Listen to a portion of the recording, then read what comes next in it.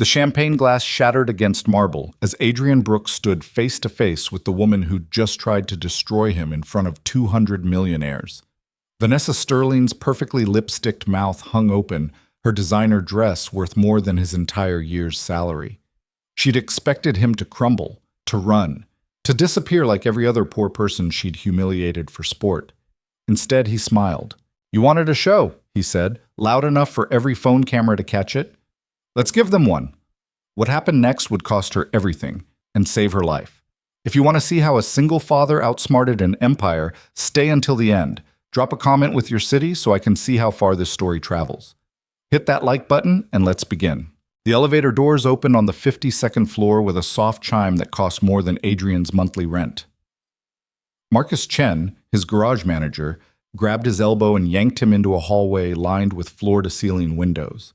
The city sprawled below them like a circuit board, all lights and geometry, beautiful and cold. "Stop looking terrified," Marcus hissed, straightening Adrian's tie. The only tie Adrian owned, bought at a discount store 3 years ago for his wife's funeral. "These people smell fear like sharks smell blood." "I'm a mechanic, Marcus. Why am I here?" "Because Peterson Auto Services needs contracts with rich assholes who break their Maseratis. And you're the only tech I've got who can string together a sentence without swearing." Marcus smoothed down his own expensive jacket. "Just smile, drink the free champagne, and don't touch anything that looks like it costs money."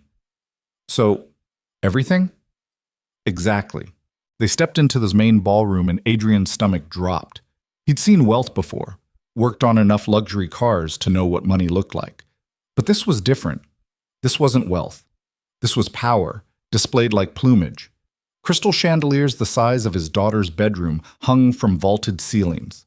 Servers in white gloves circulated with trays of champagne that probably cost more per bottle than Adrian made in a week. The women wore dresses that sparkled under the lights, jewelry that caught and threw light like weaponized rainbows.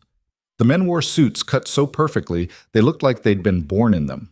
And then there was Adrian Brooks, in his JCPenney shirt that still carried the faint ghost of engine oil, no matter how many times he washed it. "Mr. Chen!" A voice boomed across the marble. A heavy-set man in his 60s approached, hand extended. "Glad you could make it. Peterson still refusing to sell?" "Peterson's stubborn," Marcus said smoothly, shaking hands. "But we're always open to partnerships. This is Adrian Brooks, one of my lead technicians. Best diagnostic guy in the city." The man's eyes slid over Adrian like he was furniture. "Technician, right." He turned back to Marcus. "We should talk about that fleet contract. Come, I'll introduce you to Hendricks." They disappeared into the crowd, leaving Adrian standing alone near a sculpture made of what looked like twisted titanium and broken dreams. He grabbed a glass of water from a passing server, not champagne, never alcohol, not since Sophie was born, and tried to blend into the wallpaper. "You look lost." Adrian turned. The woman standing beside him was young, maybe mid-20s, wearing a red dress that probably cost more than his car. She had kind eyes, though, genuinely curious rather than mocking. "That obvious?" Adrian asked. "You're the only person here drinking water." She smiled. "I'm Emma, marketing consultant, which is a fancy way of saying I make rich people's boring products sound exciting. Adrian, mechanic, which is exactly what it sounds like." Emma laughed. "What brings a mechanic to the Sterling Foundation's annual networking massacre?" "Sterling?" Adrian felt something cold settle in his chest. "As in Sterling Ventures? Vanessa Sterling? The one and only. You didn't know? She hosts this every year. Invites everyone who's anyone, makes a big show of philanthropy, then spends the evening making deals that'll make her richer." Emma's voice held affection and exasperation in equal measure. "She's brilliant and terrifying, and I've worked for her for 3 years, and I still can't tell if she likes me or is planning to fire me. Sounds exhausting." "You have no idea. See that crowd by the windows? That's her now, holding court like a—" Emma stopped. Her face went pale. "Oh no. What?" "She's looking at you." Adrian followed Emma's gaze across the ballroom. The crowd parted like a sea, and there she was. Vanessa Sterling. Adrian had seen her before, of course. You couldn't live in this city without seeing her face on magazine covers, business journals, occasionally the news when she'd acquired another company or launched another venture. But photographs didn't capture the presence. She was 30, maybe 31, wearing a black dress that managed to be both simple and devastating. Dark hair pulled back severely from a face that was beautiful in the way a knife is beautiful, all clean lines and sharp edges. But it was her eyes that struck him.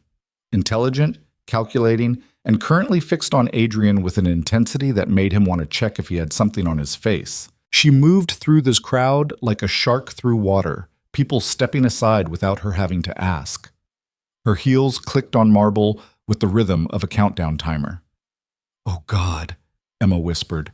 "Don't make eye contact, just—" Too late. Vanessa stopped directly in front of Adrian. Up close, she was shorter than he expected, maybe 5'6" in heels, but she radiated authority like heat from a furnace. Her perfume was subtle and expensive. Her eyes swept over him, cataloging every detail. The cheap shirt, the old tie, the calluses on his hands he couldn't hide no matter how much he scrubbed. "You," she said. Her voice was cool, controlled, with an edge that suggested she'd never asked for anything twice in her life. "Who are you?" "Adrian Brooks, ma'am." Something flickered in her eyes at the ma'am. Amusement? Annoyance? "What do you do, Adrian Brooks?" "I'm a mechanic. I work at Peterson Auto Services." "A mechanic." She turned to the crowd that had gathered around them like vultures sensing blood. "We have a mechanic at the Sterling Foundation Gala. How democratic of me." Scattered laughter. Adrian felt his jaw tighten but kept his face neutral. Beside him, Emma had gone statue still.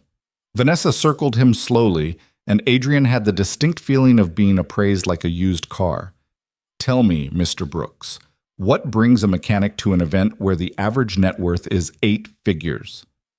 "My boss needed a designated driver." More laughter, louder this time. But Vanessa didn't laugh. She studied him with those sharp eyes, and Adrian couldn't shake the feeling she was looking for something, testing something. "Interesting," she said softly. Then louder, addressing the crowd. "You know what? I think we could all learn something from Mr. Brooks here. After all, he works with his hands. Real, honest labor." Her tone made it sound like an accusation. "Maybe he should teach us about investment strategy. Give us the working man's perspective on wealth management." The room erupted with laughter. Phones came out. Adrian could see himself on screens, could imagine the posts already being written. "Billionaire CEO roasts mechanic at charity event." This would be a story these people told at parties for years. Emma touched his arm, gentle and apologetic. "You don't have to." But Adrian had already set down his water glass. He'd been exhausted before, was always exhausted, had been living on 4 hours of sleep for 7 years straight, but something hot and sharp cut through the fog. He thought about Sophie, waiting at home with Mrs. Kim from downstairs. He thought about the medical bills still arriving 3 years after his wife's death. He thought about every luxury car owner who'd looked at his stained hands and spoken slowly, like grease under fingernails meant slowness in the brain. Adrian looked at Vanessa Sterling, really looked at her, and saw something he recognized. Boredom. Dangerous, corrosive boredom. She was playing with him because nothing else in this glittering room challenged her. Fine. If she wanted a show, he'd give her one. "All right," Adrian said quietly, but his voice carried in the sudden silence. "I'll teach you about investment. But when I'm finished, Ms. Sterling, don't cry." The room went dead silent. Vanessa's eyes widened, just a fraction. Then something like genuine interest crossed her face. "Excuse me?" "You heard me." Adrian walked forward slowly until he was close enough to see the tiny scar on her left eyebrow, the only imperfection on her otherwise flawless face. "You want to know what a mechanic thinks about investment strategy? I'll tell you, but I don't think you're going to like it." "Is that so?" Her voice dropped, dangerous. "Please, enlighten us all." Adrian turned to face the crowd. 80, maybe 100 people, all watching with expressions ranging from amused to scandalized. Behind Vanessa, mounted on the wall, a massive screen displayed real-time market data and portfolio analytics, the kind of thing rich people used as decoration, proof of their constant connection to the flow of money. He pointed at it. "Is that your company's current portfolio breakdown?" Vanessa's perfectly sculpted eyebrows rose. "It is. Why?" "Because unless I'm reading this wrong, and I've got grease under my fingernails, so maybe I am, Your algorithmic trading division is hemorrhaging money. The laughter died instantly. That's absurd, Vanessa said, but her voice had lost some of its certainty. Our automated systems have been profitable for 18 consecutive quarters. Have they? Adrian moved closer to the screen, studying the numbers scrolling past. His brain shifted into a different gear, the same gear he used when diagnosing a failing engine. Everything was a system. Everything had patterns. Because your market prediction algorithms show a 73% success rate, which sounds impressive. But if you cross-reference that with your actual quarterly returns, he traced a line on the screen, watching the numbers. Your profits are down 8% over the last 6 months. Small enough to miss in the noise, big enough to matter. So, you can't possibly know that from... Your automated trading system is making successful predictions, Adrian continued, his voice steady, factual. But someone's delaying execution on the profitable trades by 30 to 40 seconds. Not long enough to trigger your fraud detection systems, but long enough that by the time your trades go through, the advantage is gone. Meanwhile, losing trades execute immediately. Vanessa had gone very still. That's a serious accusation. It's not an accusation. It's math. Adrian turned to face her. Someone with access to your trading systems is skimming. They're not stealing money directly. That would be too obvious. They're stealing time. 30 seconds in high-frequency trading might as well be 30 years. Your system makes a good prediction, signals a buy, but somewhere between the signal and execution, there's a delay. By the time your trade goes through, the market's moved. You lose the edge. But whoever's causing the delay, they've already made their trade. They're profiting from your analysis while you're taking the losses. The room had gone absolutely silent. Even the servers had stopped moving. Vanessa's face had lost all trace of amusement. Security, she said, her voice sharp as broken glass. Lock the exits. No one leaves this building. Ms. Sterling, one of her executives, a silver-haired man in a suit that cost more than Adrian's car, stepped forward. You can't possibly believe... Get me Patterson from Analytics, now. I want the raw execution logs for every automated trade from the last 6 months. She never took her eyes off Adrian. If he's wrong, we'll all have a good laugh. If he's right... Her voice went cold. Someone's about to have a very bad night. People shifted uncomfortably. The party atmosphere had evaporated, replaced by something tense and ugly. Adrian saw Emma in the crowd, her hand covering her mouth, eyes wide. 10 minutes later, a harried-looking woman in her 40s appeared with a tablet, glasses sliding down her nose. Ms. Sterling, I have the data you requested, but I need to warn you, pulling these logs triggered several... Show me. The woman's fingers flew across the screen. Behind Vanessa, the massive display wall flickered, market data replaced by spreadsheets, logs, timestamps. Adrian watched Vanessa's face as she read, saw the moment comprehension hit. Her jaw tightened. A muscle jumped in her cheek. How long? She asked, her voice barely above a whisper. Based on these patterns, 18 months, maybe longer. The analyst looked sick. The delays are small, variable, designed to look like normal network latency. But when you aggregate them, she pulled up a graph. We've lost approximately $47 million in algorithmic trading efficiency over the past year and a half. Someone in the crowd gasped. Phones came out again, but this time not to mock. This time to call lawyers, accountants, whoever rich people called when their world started crumbling. Vanessa turned back to Adrian. Her face was composed, but her hands shook slightly. The only sign of the rage Adrian suspected was boiling underneath. How did you know? I didn't, not for sure. Adrian ran a hand through his hair, suddenly aware that every eye in the room was on him. But I've spent the last 3 years reading financial reports after my daughter goes to sleep. Market analysis, behavioral economics, algorithmic trading patterns. He hesitated. It's something I used to do. Before. Before what? Before I became a mechanic. Vanessa stared at him for a long moment. Then she turned to her security chief, a massive man who'd materialized at her elbow. I want everyone who has access to the trading systems brought to conference room A. Everyone. I don't care if it's 10 p.m. I want them here in 30 minutes, or I want to know why. She looked back at Adrian. You. Come with me. Ms. Sterling, I don't think... That wasn't a request, Mr. Brooks. She was already walking toward a side door, heels clicking like gunshots.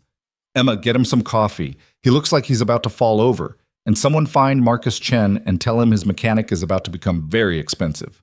Adrian followed her through a maze of hallways, Emma trailing behind with the coffee she'd somehow procured from thin air. They ended up in a conference room with a view that made the ballroom look modest. The entire city spread out below them, millions of lights in the darkness. Vanessa stood at the window, arms crossed, staring out at nothing. When she spoke, her voice was different, quieter, stripped of the performance edge. "Who are you really?" Adrian took a sip of coffee. It was perfect, which somehow made everything worse. "I told you. I'm a mechanic." Mechanics don't deconstruct algorithmic trading fraud in under 5 minutes. This one does. She turned to face him. "I'm not playing games anymore, Mr. Brooks. I just humiliated you in front of 100 people, and you responded by exposing a conspiracy that's been bleeding my company dry for over a year. Either you're the luckiest guesser on the planet, or you're something else entirely. So I'll ask again, who are you?" Adrian set down the coffee cup. He was so tired. He'd worked a double shift before Marcus dragged him here, and Sophie had been up half the night with a bad dream. He wasn't equipped for any of this. But Vanessa Sterling was looking at him like he was a puzzle she needed to solve. And maybe that was better than looking at him like he was entertainment. "I have 2 master's degrees," Adrian said quietly. "Automation engineering from MIT and behavioral finance from Wharton. I used to work for Apex Data Analytics. We built predictive models for investment firms, used machine learning to identify market patterns before they became visible to traditional analysis. I was good at it, really good." Vanessa's eyes narrowed. "Apex Data Analytics collapsed 6 years ago. Some kind of fraud investigation. I left before that. I had nothing to do with what happened after." Adrian moved to the window, looking out at the city. Somewhere down there, Sophie was probably asleep by now, curled up with the stuffed rabbit she'd had since she was 2. "My wife got sick. Stage 4 pancreatic cancer. The kind where treatment isn't about curing, it's about buying time." His voice stayed steady through practice. He'd told this story before, to bill collectors and social workers and teachers who needed to know why Sophie sometimes fell asleep in class. "I quit my job to take care of her, burned through our savings, then our retirement, then started selling everything that wasn't nailed down. She lived 18 months after diagnosis. Every day of those 18 months, I got to be there. I got to hold her hand. Our daughter got to say goodbye." He turned back to Vanessa. "After she died, I had Sophie, a mountain of medical debt, and 2 degrees that might as well have been toilet paper for all the good they did me. Nobody wants to hire an automation engineer who's been out of the field for 2 years. And even if they did, those jobs are in California, New York, places where the cost of living would have drowned us. So I took the first job I could get that had decent hours and paid enough to keep the lights on. Turned out I'm pretty good with my hands." "But you kept studying," Vanessa said softly. "After Sophie goes to sleep. Maybe an hour or 2 a night if I'm lucky. Financial reports, market analysis, algorithm design. He searched for words. "It's the only part of my old life I could keep. Everything else had to go, but that I could hold on to." The door burst open. The analyst from before rushed in, tablet in hand, face flushed. "Ms. Sterling, we found it. The delay's being introduced at the API level, in the trade execution module. Someone with senior developer access has been inserting wait states into profitable trades. We can trace the code changes back to..." She hesitated. "It's David Hutchinson." Vanessa's face went white. "David? My head of algorithmic trading." "Yes, ma'am. He's been with the company for 6 years. I personally recruited him from Goldman Sachs." Vanessa's voice was flat, emotionless. "Where is he now?" "Security's bringing him to conference room B. But Ms. Sterling, there's more. The modified code includes external API calls. He's been feeding our predictive data to an offshore trading account. We're still tracing the ownership, but the account's been active for 19 months and has grossed approximately $73 million. Adrian whistled softly. He wasn't just skimming. He was running a parallel operation, using your infrastructure, your analysis, your market insights, then front-running your own trades. "Can we prove it?" Vanessa asked. The analyst nodded. "The code commits have his credentials. The offshore account received deposits within seconds of profitable trades that your systems delayed. We have logs, timestamps, API calls. It's airtight. Get legal on the phone. I want criminal charges filed within the hour. Vanessa's voice was ice. And I want to know everyone who had access to those systems. If David had help, I want names. The analyst nodded and fled. Silence filled the conference room. Vanessa stood at the window, her reflection ghostly in the glass. Adrian could see the calculation happening behind her eyes, the same process he used when diagnosing a complex mechanical failure. What broke? How did it break? Who do I trust now? You saved my company, she said finally. I embarrassed you at your own party. A small, sharp laugh. Yes, you did that too. She turned to face him. How much? How much what? How much would it take to bring you back? Real job, real title, real money. I need someone who can look at my systems and tell me what else I'm missing. Someone who's not on the payroll, not part of the old boys network, not invested in covering up mistakes. Her eyes were fierce. I need someone I can trust. And right now, you're the only person in this building who's earned that. Adrian shook his head. I can't. Name your price, seriously. Whatever Marcus is paying you, I'll triple it. It's not about money, Ms. Sterling. Then what? I have a daughter, Sophie. She's 7. Every morning I make her breakfast. Every night I help with her homework, read her stories, tuck her in. I'm there when she wakes up from nightmares. I'm there for parent-teacher conferences, school plays, doctor's appointments. I'm there because her mother can't be anymore, and because being there is the only thing that matters. He met Vanessa's eyes. Your job would mean late nights, early mornings, business travel. It would mean missing dinners and bedtimes and the 1,000 small moments that add up to a childhood. I did that once before, chasing a career, trying to climb higher. Then my wife got sick and I realized I'd traded time for money, and there's no exchange rate that makes that deal worthwhile. So no, I can't take your job. Not at any price. Vanessa stared at him. For a moment, something vulnerable crossed her face, something that looked almost like longing. Then it was gone, replaced by the cool executive mask. What if I made it flexible? Work from home when you need to. Set your own hours. Ms. Sterling, Adrian's voice was gentle but firm. I appreciate the offer, really, but I'm a mechanic who happens to know some things about finance. That's all. You don't need me. You need to clean house, rebuild trust, and find people who are actually qualified to run your analytics division. And what if I think you're qualified? Then ask me again in 11 years, when Sophie's in college. A pause. Then, unexpectedly, Vanessa smiled. It was small, real, nothing like the performative expressions from earlier. You're either the most principled man I've ever met or the stupidest. Probably both. Can I at least pay you a consultant fee?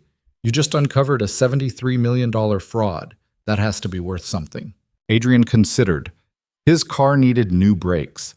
Sophie's school had sent home a permission slip for a field trip he couldn't afford. The electric bill was due in 3 days. Fix your systems, he said instead. Pay your people fairly. Stop treating the guys who fix your car like they're stupid just because they're wearing work shirts. He headed for the door. That's payment enough. Mr. Brooks? He turned back. Vanessa stood silhouetted against the city lights, and for a moment she looked young, uncertain. Thank you for not humiliating me when you had every right to. You're welcome. But Ms. Sterling? Next time you're bored at a party, maybe just drink more champagne instead of playing with people's dignity. He left before she could respond. Emma met him in the hallway, still holding his water glass from earlier like she'd been guarding it. That was the bravest, stupidest thing I've ever seen anyone do. Story of my life. She's going to call you. You know that, right? Vanessa Sterling doesn't let things go. Then I'll have to keep saying no. Marcus found him near the elevators, eyes wild. What the hell happened? I left you alone for 45 minutes and you somehow started a corporate investigation? It's a gift. Peterson's going to lose his mind. Sterling Ventures just canceled our contract. Adrian's stomach dropped. Marcus, I'm sorry. I didn't mean to. Relax, Marcus grinned. They canceled it because they're replacing it with one 10 times bigger. Apparently Vanessa Sterling personally requested that you, specifically, work on her entire fleet. Something about wanting someone she can trust not to steal from her. The elevator arrived. Adrian stepped in, exhausted beyond measure, ready to go home to his daughter and his tiny apartment and his normal, complicated, beautiful life. Adrian? Marcus called as the doors started to close. Whatever you did up there. Thank you. Seriously. The doors closed. Adrian leaned against the elevator wall and laughed, because what else was there to do?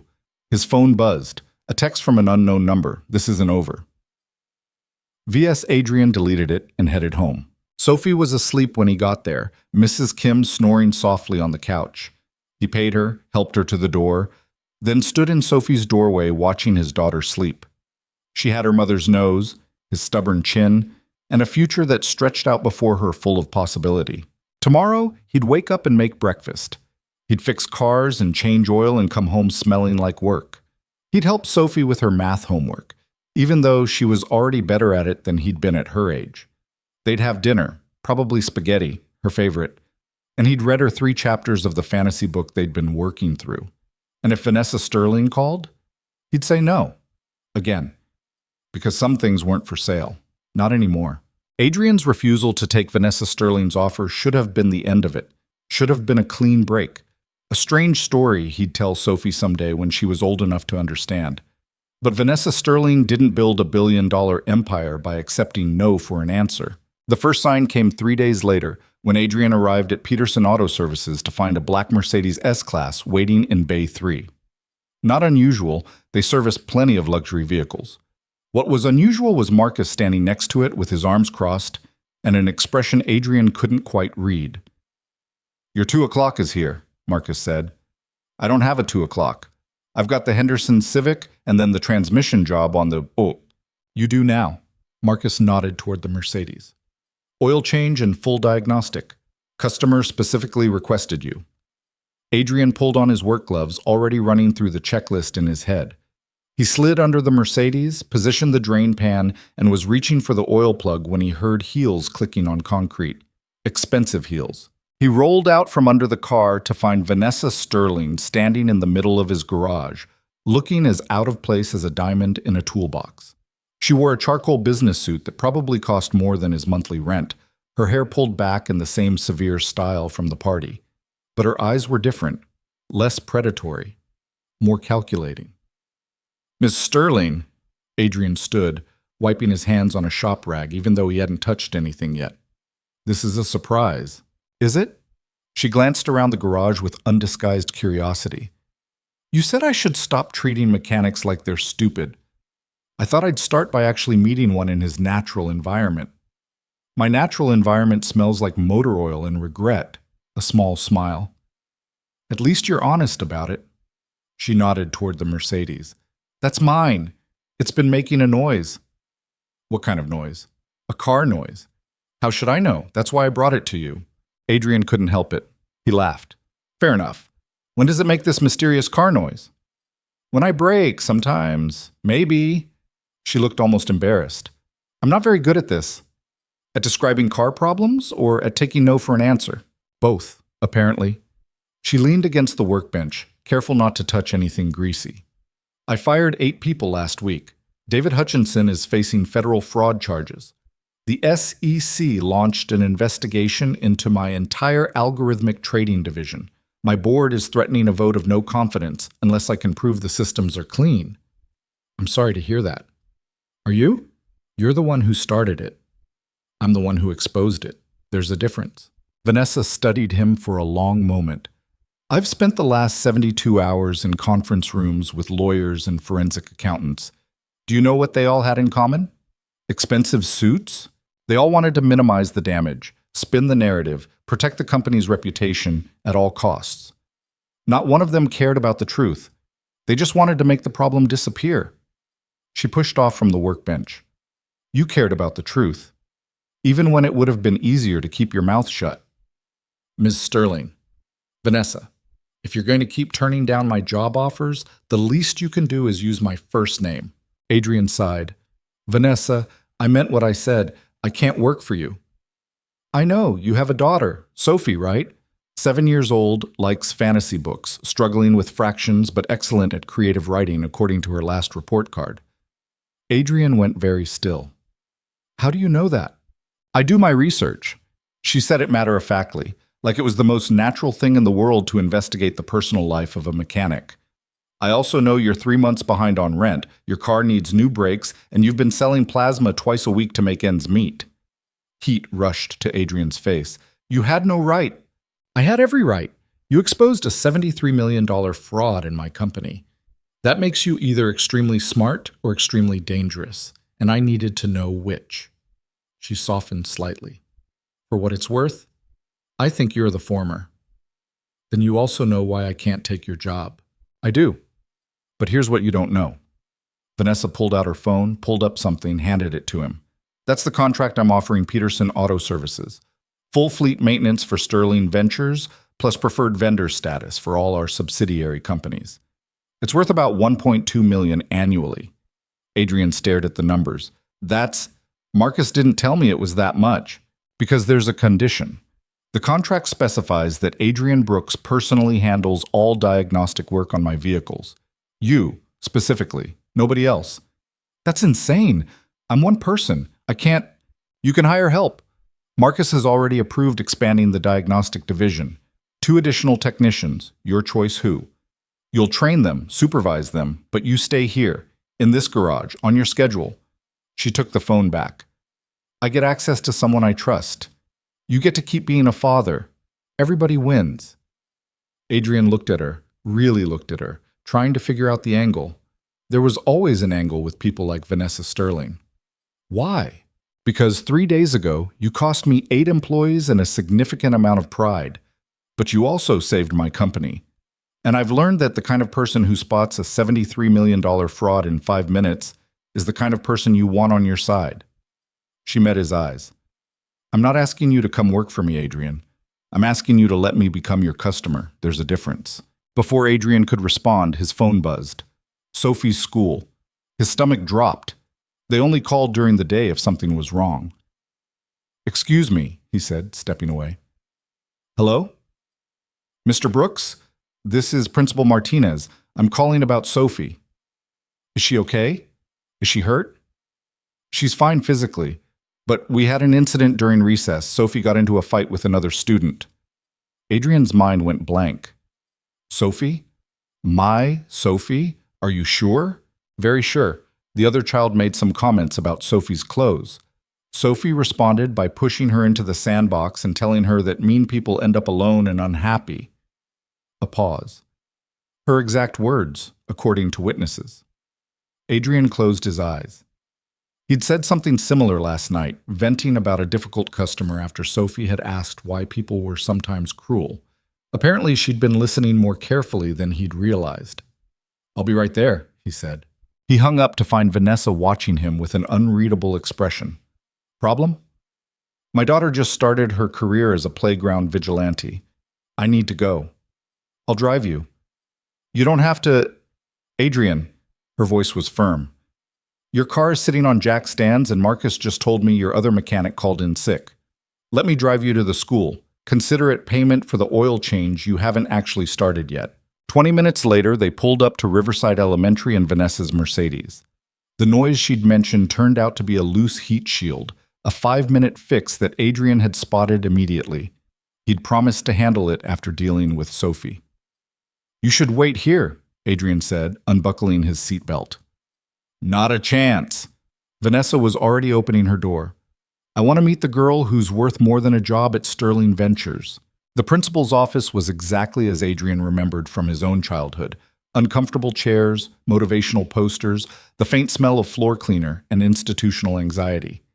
Sophie sat in a chair outside the office, arms crossed, expression mutinous.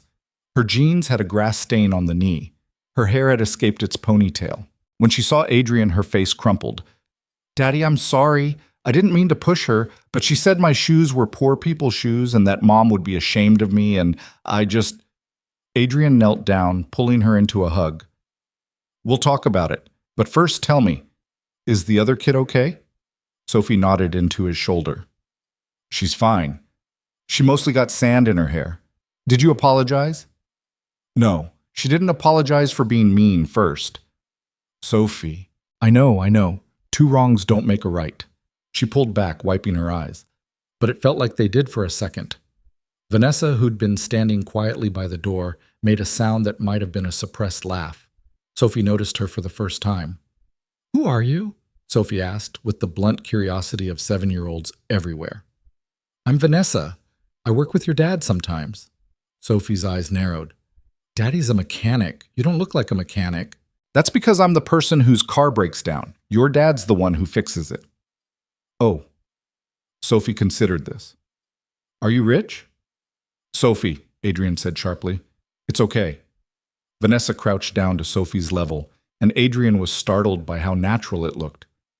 "Yes, I'm rich. Is that a problem?"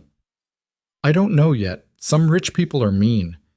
Sophie studied Vanessa with the intensity of a jeweler examining a diamond. "Are you mean?" "Sometimes, when I have to be." "That's fair." Sophie seemed satisfied with this answer. "I'm sorry for pushing Madison, but I'm not sorry for telling her mean people end up alone." "Sophie," Adrian started, but Vanessa held up a hand. "Can I tell you something?" Vanessa said to Sophie. "I'm 30 years old. I run a company worth $3 billion. I have a penthouse apartment with a view of the entire city, and I eat dinner alone most nights because I spent so much time being successful that I forgot to keep any real friends." She tilted her head. "So you're not wrong. Mean people do end up alone, but sometimes lonely people get mean first. It's hard to tell which came first." Sophie thought about this. "Like the chicken and the egg?" "Exactly like the chicken and the egg." "Are you lonely?" The question hung in the air. Adrian wanted to intervene, to apologize for his daughter's bluntness, but something stopped him. Vanessa's face had gone very still. "Yeah," she said quietly. "I think I am." "You should get a dog," Sophie said seriously. "Dogs are good for lonely people. Mrs. Kim says so, and she knows everything." "I'll consider it." Principal Martinez appeared in the doorway, a short woman with gray hair and the patient expression of someone who'd seen every variation of childhood drama. "Mr. Brooks, thank you for coming so quickly." She noticed Vanessa. "And you are?" "A friend," Vanessa said smoothly, standing up. "I drove." They spent the next 20 minutes in a conference that felt absurdly formal for a playground scuffle. Madison's mother appeared via video call. Apparently she was in Tokyo on business, and spent most of the time making pointed comments about children from difficult backgrounds and concerning behavioral patterns. Adrian felt his jaw tighten with each thinly veiled insult, but before he could respond, Vanessa leaned forward. "Excuse me," she said, her voice carrying the same cold authority Adrian had heard at the gala. "I couldn't help but notice you're calling from the Mandarin Oriental. Room service there is excellent. I particularly recommend the Wagyu." Madison's mother blinked. "I'm sorry, who are you?" "Someone who recognizes a $2,000 a night hotel room when she sees one, which means you're currently on a business trip that takes you away from your daughter for..." She glanced at Principal Martinez. "How long has Madison's mother been in Tokyo?" 2 weeks, the principal said quietly. 2 weeks. But you have time to criticize a single father who drove across town in the middle of a workday because his daughter made a mistake. Vanessa's smile was sharp enough to cut glass. "Here's a thought. Maybe if you spent less time in Tokyo hotel rooms and more time teaching your daughter that cruelty isn't an acceptable substitute for personality, we wouldn't be having this meeting." Madison's mother's face went red. "How dare you?" "Principal Martinez, I think we're done here." Vanessa stood. "Sophie will apologize to Madison for the physical altercation. In return, Madison will apologize for her comments about Sophie's mother, which crossed a line from childish teasing into genuine cruelty. Both girls will spend one recess helping in the library. Fair?" The principal looked between them, clearly trying to figure out how a parent-teacher conference had been hijacked by a woman in a $3,000 suit. "That seems reasonable." "Excellent." Vanessa headed for the door, then paused. "Oh, and Ms. Chen? Your company's stock dropped 3 points this morning. You might want to check on that instead of micromanaging playground politics from 6,000 miles away." She walked out, leaving stunned silence in her wake. Adrian found her at the hallway, leaning against a wall with her eyes closed. "That was unprofessional, inappropriate, a massive overstep?" Vanessa opened her eyes. "Yeah, probably. But I really hate bullies." "She was talking about me, about Sophie. You didn't have to." "I know I didn't have to. I wanted to." She pushed off the wall. "Come on, I'll drive you back to work. They were halfway to the car when Sophie ran after them. Wait! She skidded to a stop in front of Vanessa, breathing hard. Thank you for being mean to Madison's mom. She deserved it. Vanessa laughed, a real laugh that transformed her face. You're welcome. But don't make a habit of pushing people, okay? Find better ways to fight back. Like what? Like being so successful they can't ignore you. Like being so smart they can't dismiss you. Like building something so big that when they finally realize they should have been nice to you, it's too late. Vanessa's voice went soft. Trust me, it works better than sand. Sophie considered this. Then she stuck out her hand.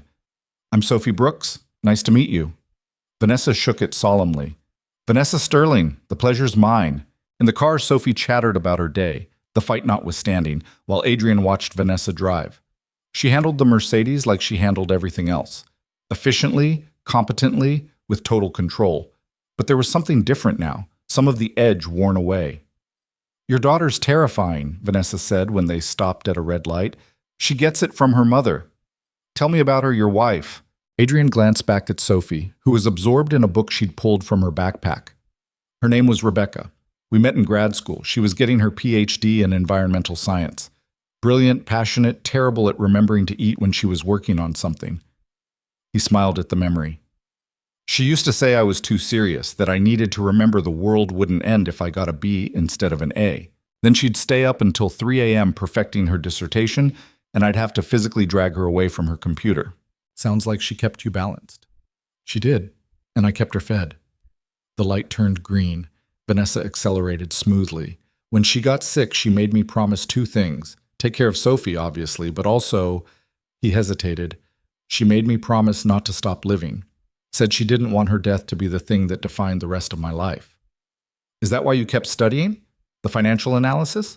Part of it. The other part is pure stubbornness. I spent 6 years building expertise in automation and behavioral economics. It seems stupid to just throw it away. He looked out the window at the city sliding past. Plus, it gives me something to do after Sophie goes to sleep besides stare at the walls and think about medical bills. They pulled up to Peterson Auto Services. Marcus was in the bay, elbow deep in an engine, but he looked up when the Mercedes arrived. His eyebrows rose when Vanessa got out. Ms. Sterling, he said, wiping his hands, twice in 1 week. People are going to talk. Let them. She turned to Adrian. Think about my offer, the contract, not the job. I know you need to put Sophie first. This lets you do that and still use your brain for something besides diagnosing knock sensors. I'll think about it, Adrian said, because what else could he say? She nodded, started to leave, then turned back. Adrian? That thing you said at the party about me being bored. You were right. I've spent so long winning that I forgot why I was playing. She smiled, sad and real. Thank you for reminding me. She drove away, leaving Adrian standing in the parking lot with Marcus staring at him. Want to tell me what's going on? Marcus asked. Honestly, I have no idea. But that night, after Sophie was asleep, Adrian sat at his kitchen table with the contract Marcus had forwarded him. $1.2 million over 3 years. Enough to pay off the medical debt. Enough to move to a better apartment, one where the heat worked consistently, and Sophie could have her own bedroom. Enough to stop selling plasma and picking up double shifts and living on the knife's edge of financial catastrophe. All he had to do was let Vanessa Sterling be his customer. His phone rang. Unknown number, but he knew who it was before he answered. You're still up, Vanessa said without preamble. So are you. I'm always up. Sleep is for people without anxiety disorders and hostile boards of directors.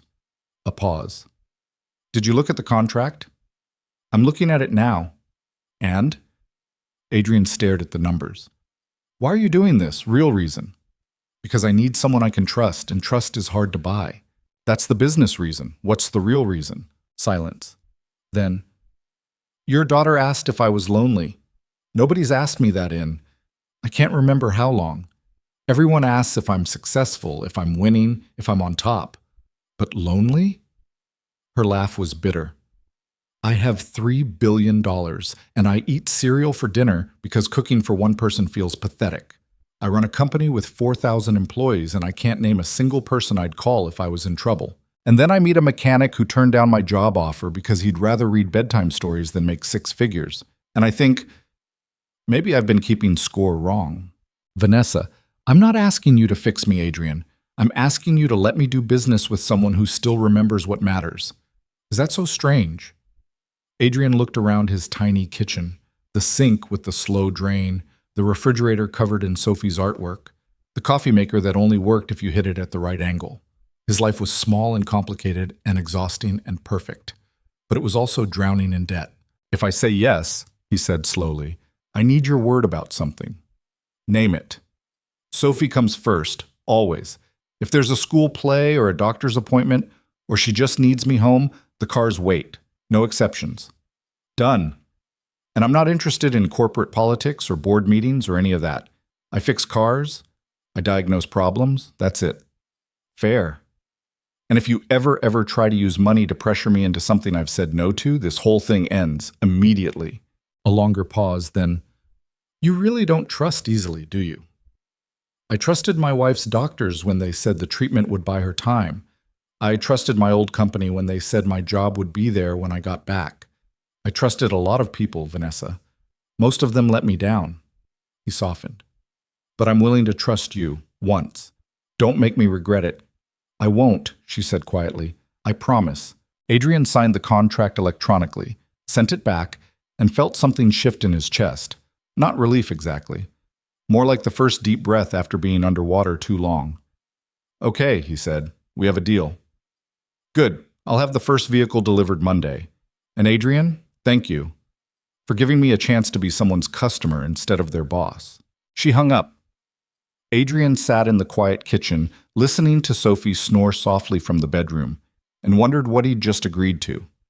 The answer came faster than he expected.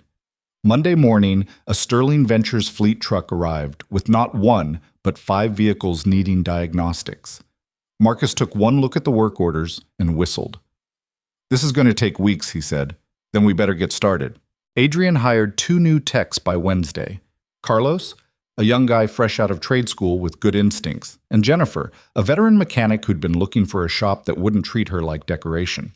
He spent the next 2 weeks training them on diagnostic protocols while working through Vanessa's fleet.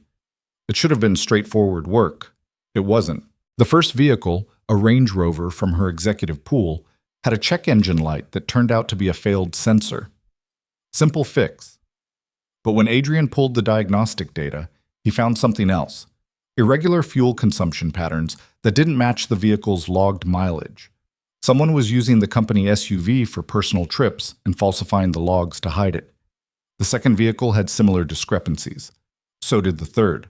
By the time Adrian finished his analysis, he'd found evidence of systematic fuel theft, unauthorized vehicle use, and falsified maintenance records across 30% of Sterling Ventures' corporate fleet. Not massive fraud like the algorithmic trading thing, but death by 1,000 cuts, employees helping themselves to company resources because they thought nobody was watching. He called Vanessa at 11 p.m. on a Thursday, knowing she'd still be awake. Please tell me you're calling with good news, she answered. Define good. Adrian, what did you find? He told her. All of it, the fuel discrepancies, the mileage logs that didn't match GPS data, the pattern of weekend use on vehicles that should have been parked. When he finished, she was quiet for so long he thought the call had dropped. Vanessa? I'm here, just trying to decide if I should laugh or start drinking. A long exhale. How bad is it financially? Maybe 200,000 over 2 years, not catastrophic, but not nothing. Can you prove it? I have the data. Someone else would need to match it against employee schedules and GPS records, but yeah, it's provable. Another pause. You know what the worst part is? I'm not even surprised anymore. 3 months ago, I thought I ran a tight ship. Now I'm finding rot everywhere I look. Her voice cracked slightly. What's wrong with my company, Adrian? Nothing that's unique to your company. This happens everywhere. People take what they can get away with taking. The algorithmic trading thing was sophisticated. This is just human nature. That's supposed to make me feel better? No, but it should tell you that fixing the systems is only half the battle. The other half is building a culture where people don't want to steal from you. And how do I do that? Adrian thought about his old company, the one that had promised his job would be waiting, the one that had replaced him 2 months after he left to care for Rebecca. You start by treating people like they matter, even when they're not making you millions. You pay fairly. You notice when someone's struggling. You build loyalty by being loyal first. Is that what Marcus does? At the garage? Marcus pays us late sometimes. The health insurance is garbage. The break room smells like burnt coffee and broken dreams. Adrian smiled. But when my wife died, he gave me 3 weeks off with full pay.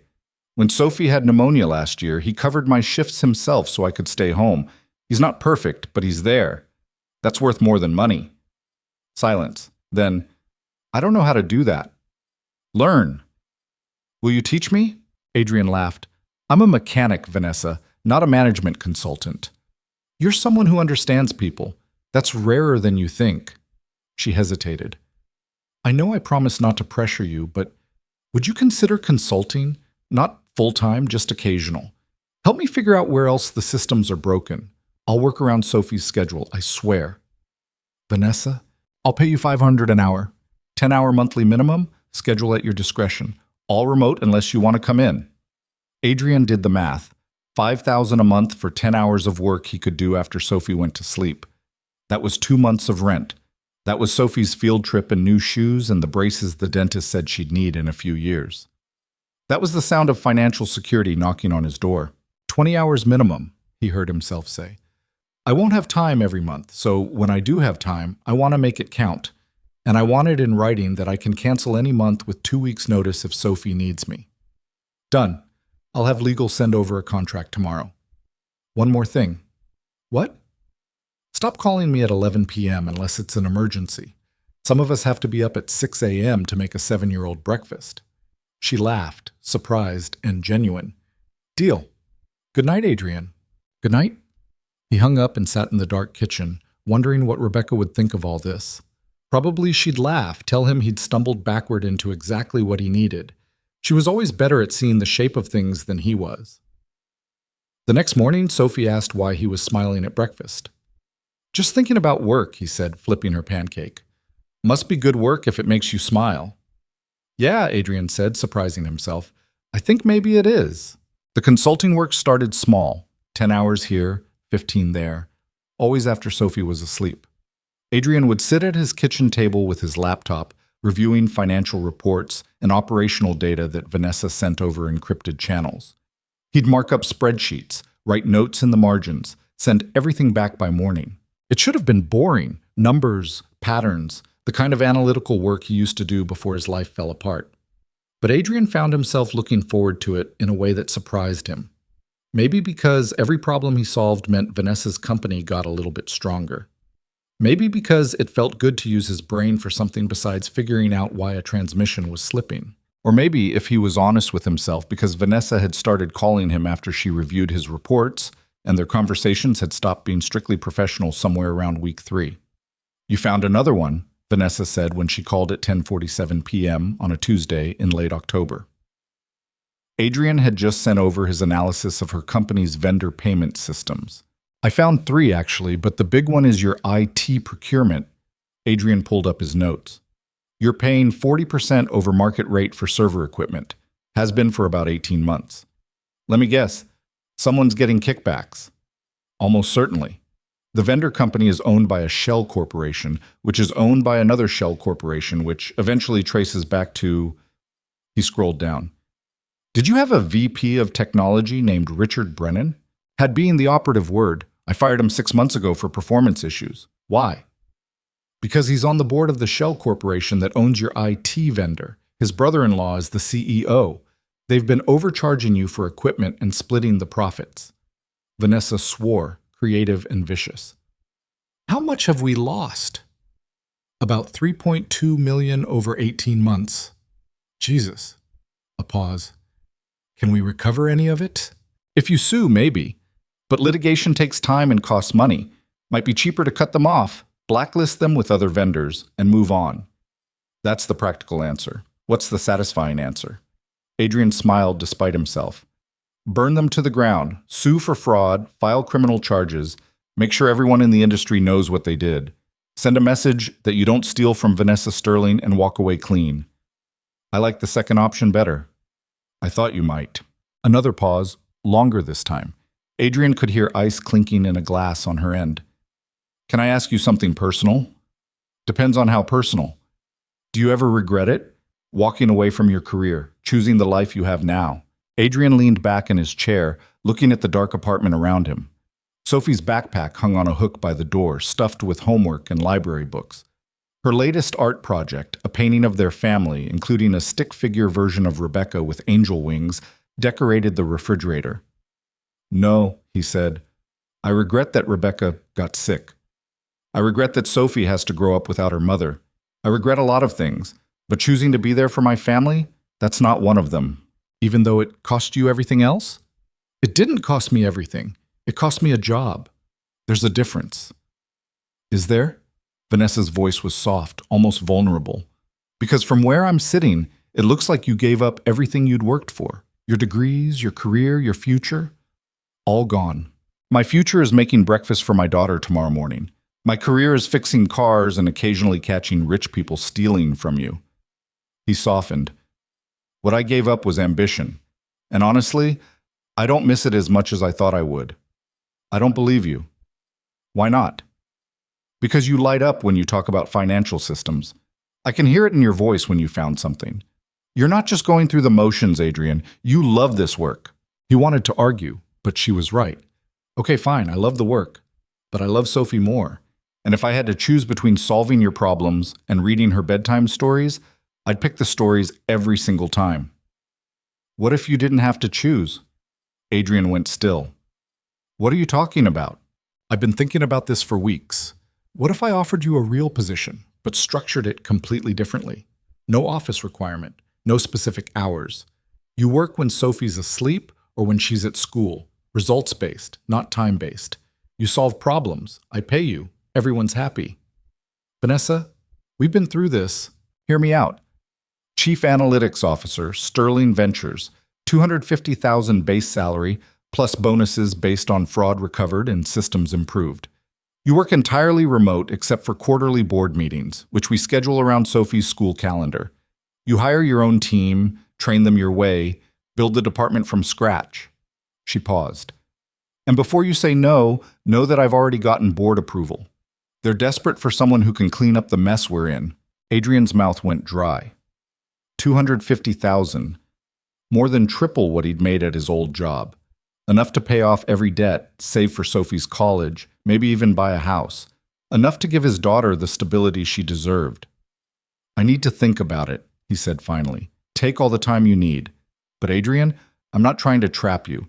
I'm trying to build something better, and I think you're the person who can help me do it. After she hung up, Adrian sat in the dark kitchen for a long time. His laptop screen had gone to sleep. The refrigerator hummed. Somewhere in the building, someone was playing music too loud. He thought about Rebecca, about the promise he'd made to her. Take care of Sophie. Don't stop living. Was he living, or was he just surviving? The answer came at 3 a.m. when Sophie crawled into his bed, dragging her stuffed rabbit behind her. Bad dream? Adrian asked, lifting the blanket so she could crawl in. Uh-huh. She nestled against him, small and warm and perfect. I dreamed that you went away like Mommy did. Adrian's heart clenched. I'm not going anywhere, baby. I promise. You swear? I swear. She fell asleep within minutes, but Adrian stayed awake until sunrise, staring at the ceiling and thinking about promises and futures and the difference between the two. The next morning, he called Vanessa. I need conditions, he said without preamble. I'm listening. First, if Sophie needs me, I drop everything. No questions asked, board meeting, crisis, whatever. She comes first. Agreed. Second, I build my team my way. No nepotism, no board recommendations, no hiring friends of friends. I want the best people for the job, not the most connected. Done. Third, I want transparency. If you're hiding problems from me because you're embarrassed or worried about how they look, this won't work. I need to see everything, even the ugly stuff. A pause. That's harder than you think. I know, but it's non-negotiable. I can't fix what I can't see. All right? Full transparency. Anything else? Adrian took a deep breath. One more thing. I want to tell Sophie myself, before any announcements, before legal draws up contracts, before anything official happens. She needs to hear it from me that things are changing. Of course, Vanessa's voice was gentle. Take all the time you need. That night, after dinner, spaghetti again, because Sophie would eat spaghetti every night if Adrian let her, he sat her down at the kitchen table. We need to talk about something important, he said. Sophie's eyes went wide. Am I in trouble? No, baby. Nothing like that. But I got offered a new job, and I wanted to talk to you about it before I decided. A new job? But you like being a mechanic. I do. But this job would let me work from home more, be around more. And it pays better, which means we could move to a bigger apartment, maybe one where you could have your own bedroom. Sophie considered this. Would you still read to me at night? Every single night. And make pancakes on Saturday? Saturday pancakes are sacred. Nothing changes that. Then I think you should take it. She paused. Is it with that lady? The one who was mean to Madison's mom? Adrian couldn't help but smile. Yeah, it's with Vanessa. I like her. She's nice when she's not being mean. Sophie tilted her head, studying him. Do you like her, Daddy? The question caught Adrian off guard.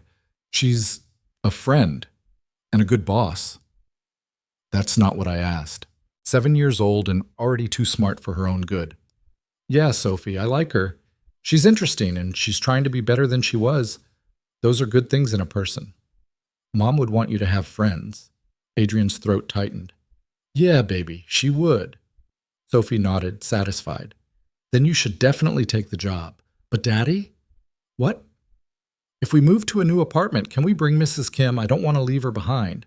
Adrian pulled her into a hug, overwhelmed by the huge heart in his tiny daughter. We'll figure something out, I promise. He called Vanessa that night after Sophie was asleep. I'm in, he said, but I need 2 weeks to transition out of the garage and find someone to replace me. Marcus has been good to me. I'm not leaving him short-staffed. 2 weeks is fine. I'll have legal send over the contract tomorrow. A pause.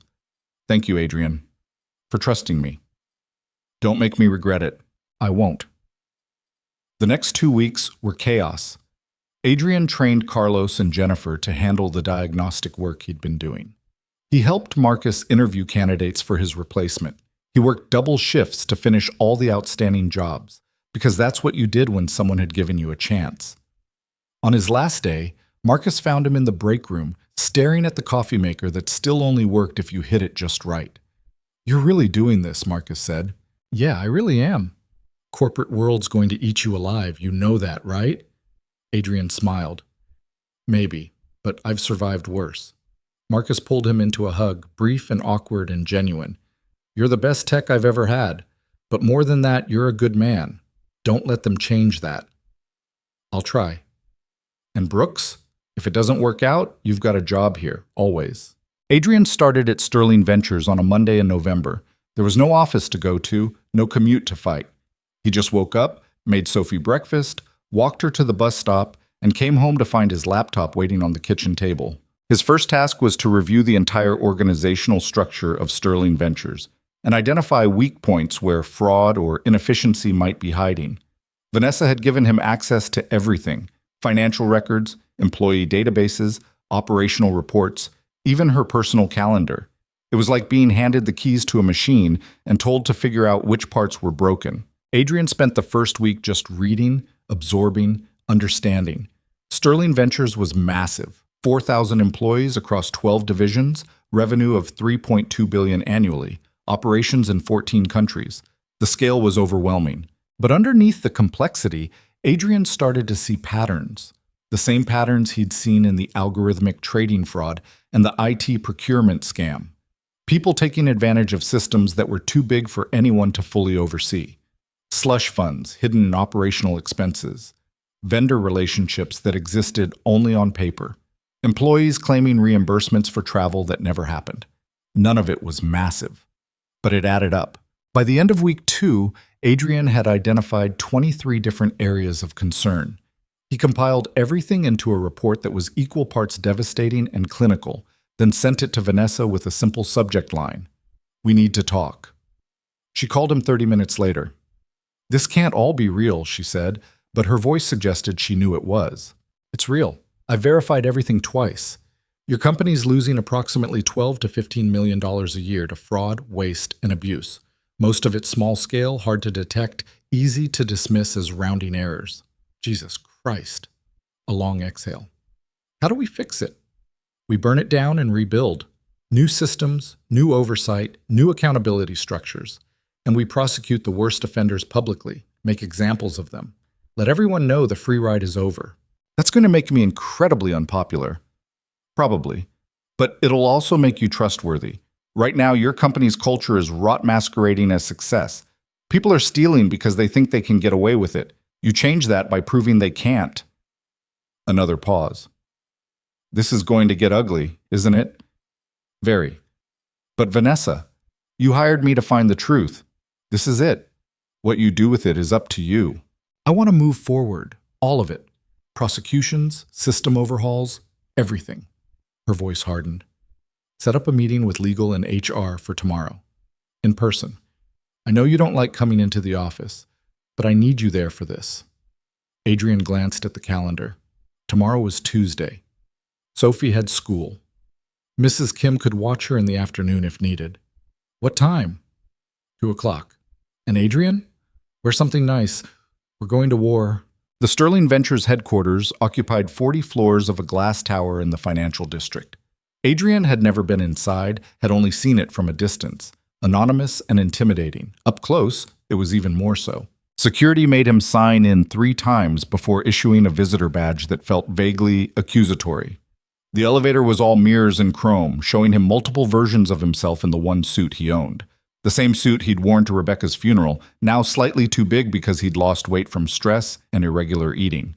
Vanessa met him on the 38th floor, and for a second Adrian didn't recognize her.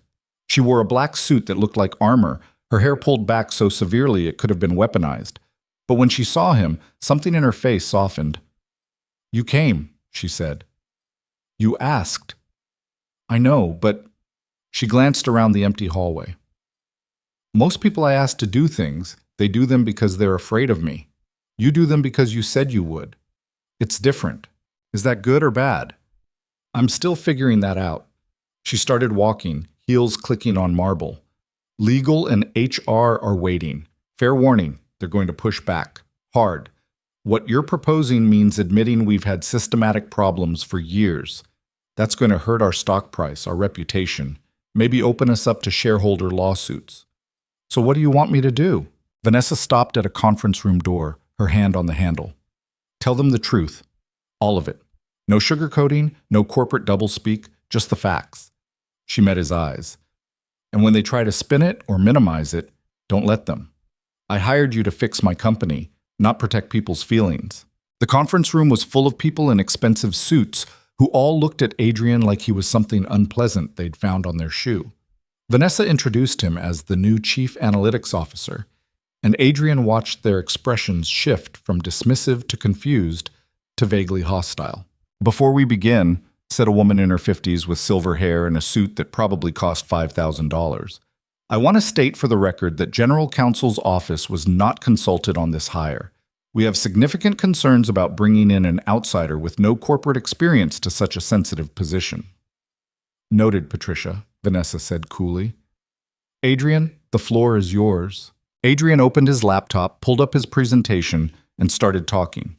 He walked them through every fraud he'd found, every system weakness, every pattern of theft and abuse. He showed them the numbers, the evidence, the undeniable math of their failures.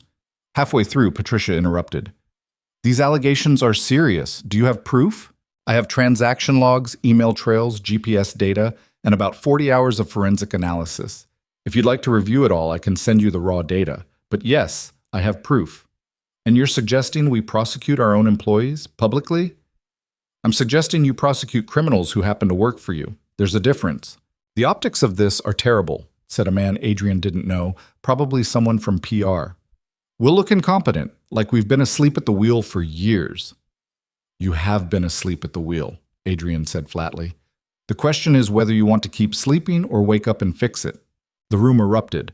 Half the people started talking at once, voices rising, arguments overlapping.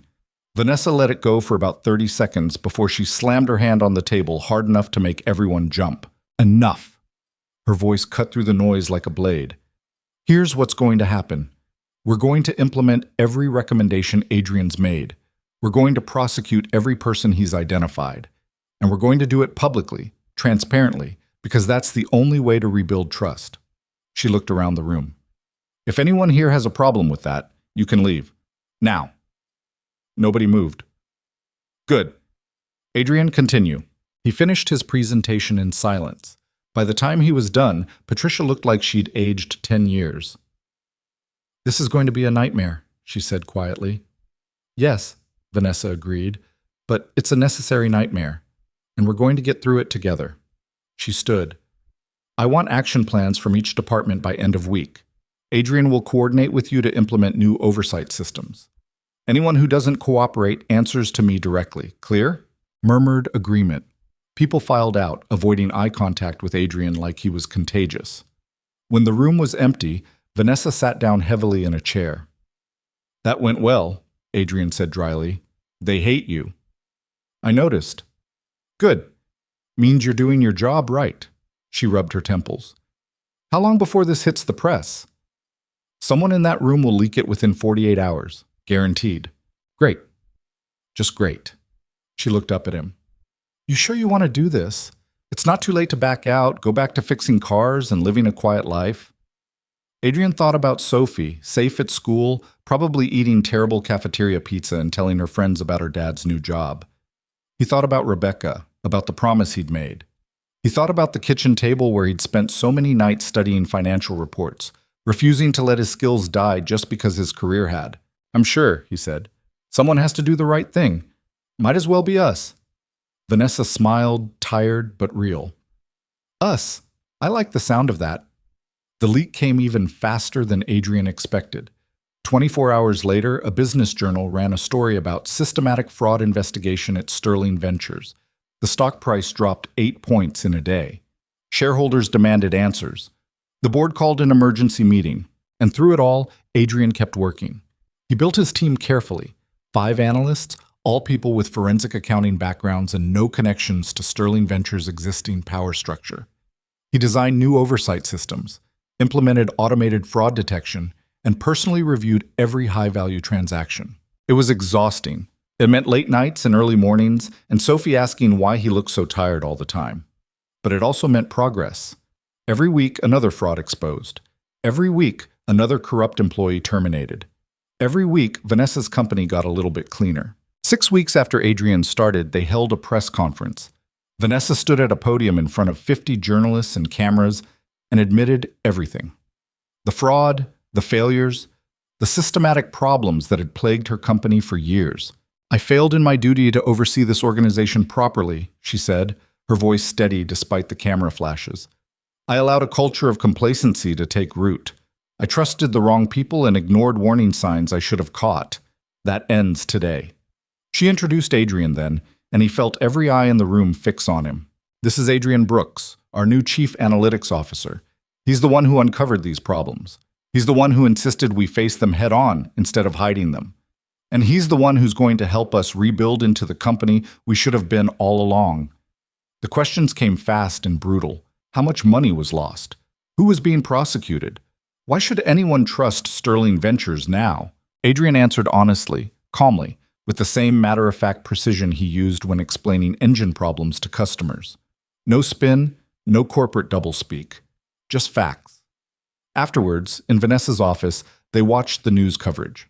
Most of it was predictably negative, but there were a few commentators who praised the transparency, the willingness to admit failure, and fix it. We're going to survive this, Vanessa said, more to herself than to Adrian. Yeah, you will. She looked at him. You know what the weirdest part is? 6 months ago, if someone had told me a mechanic would save my company, I would have laughed in their face. Now I can't imagine doing this without you. I'm not saving your company, Vanessa. You are. I'm just showing you where the problems are. Same thing. Not even close. His phone rang. Sophie's school. His heart jumped. Excuse me, he said, stepping into the hallway. Hello? Mr. Brooks? This is the school nurse. Sophie fell on the playground. She's okay, but she hit her head and we'd like you to come pick her up. Adrian was already moving. I'll be there in 15 minutes. He burst back into Vanessa's office. Sophie's hurt. I have to go. Of course, go. Vanessa stood. Do you need a car? I can have my driver. No time, I'll grab a cab. He was already at the door. Adrian? Her voice stopped him. Let me know she's okay? He nodded and ran. Sophie was fine, just a bump on the forehead and a scraped knee, but she cried when she saw him anyway, the way kids do when they've been brave for too long and finally see a safe person to fall apart with. You came, she said, throwing her arms around his neck. Always, Adrian said, holding her tight. I'll always come.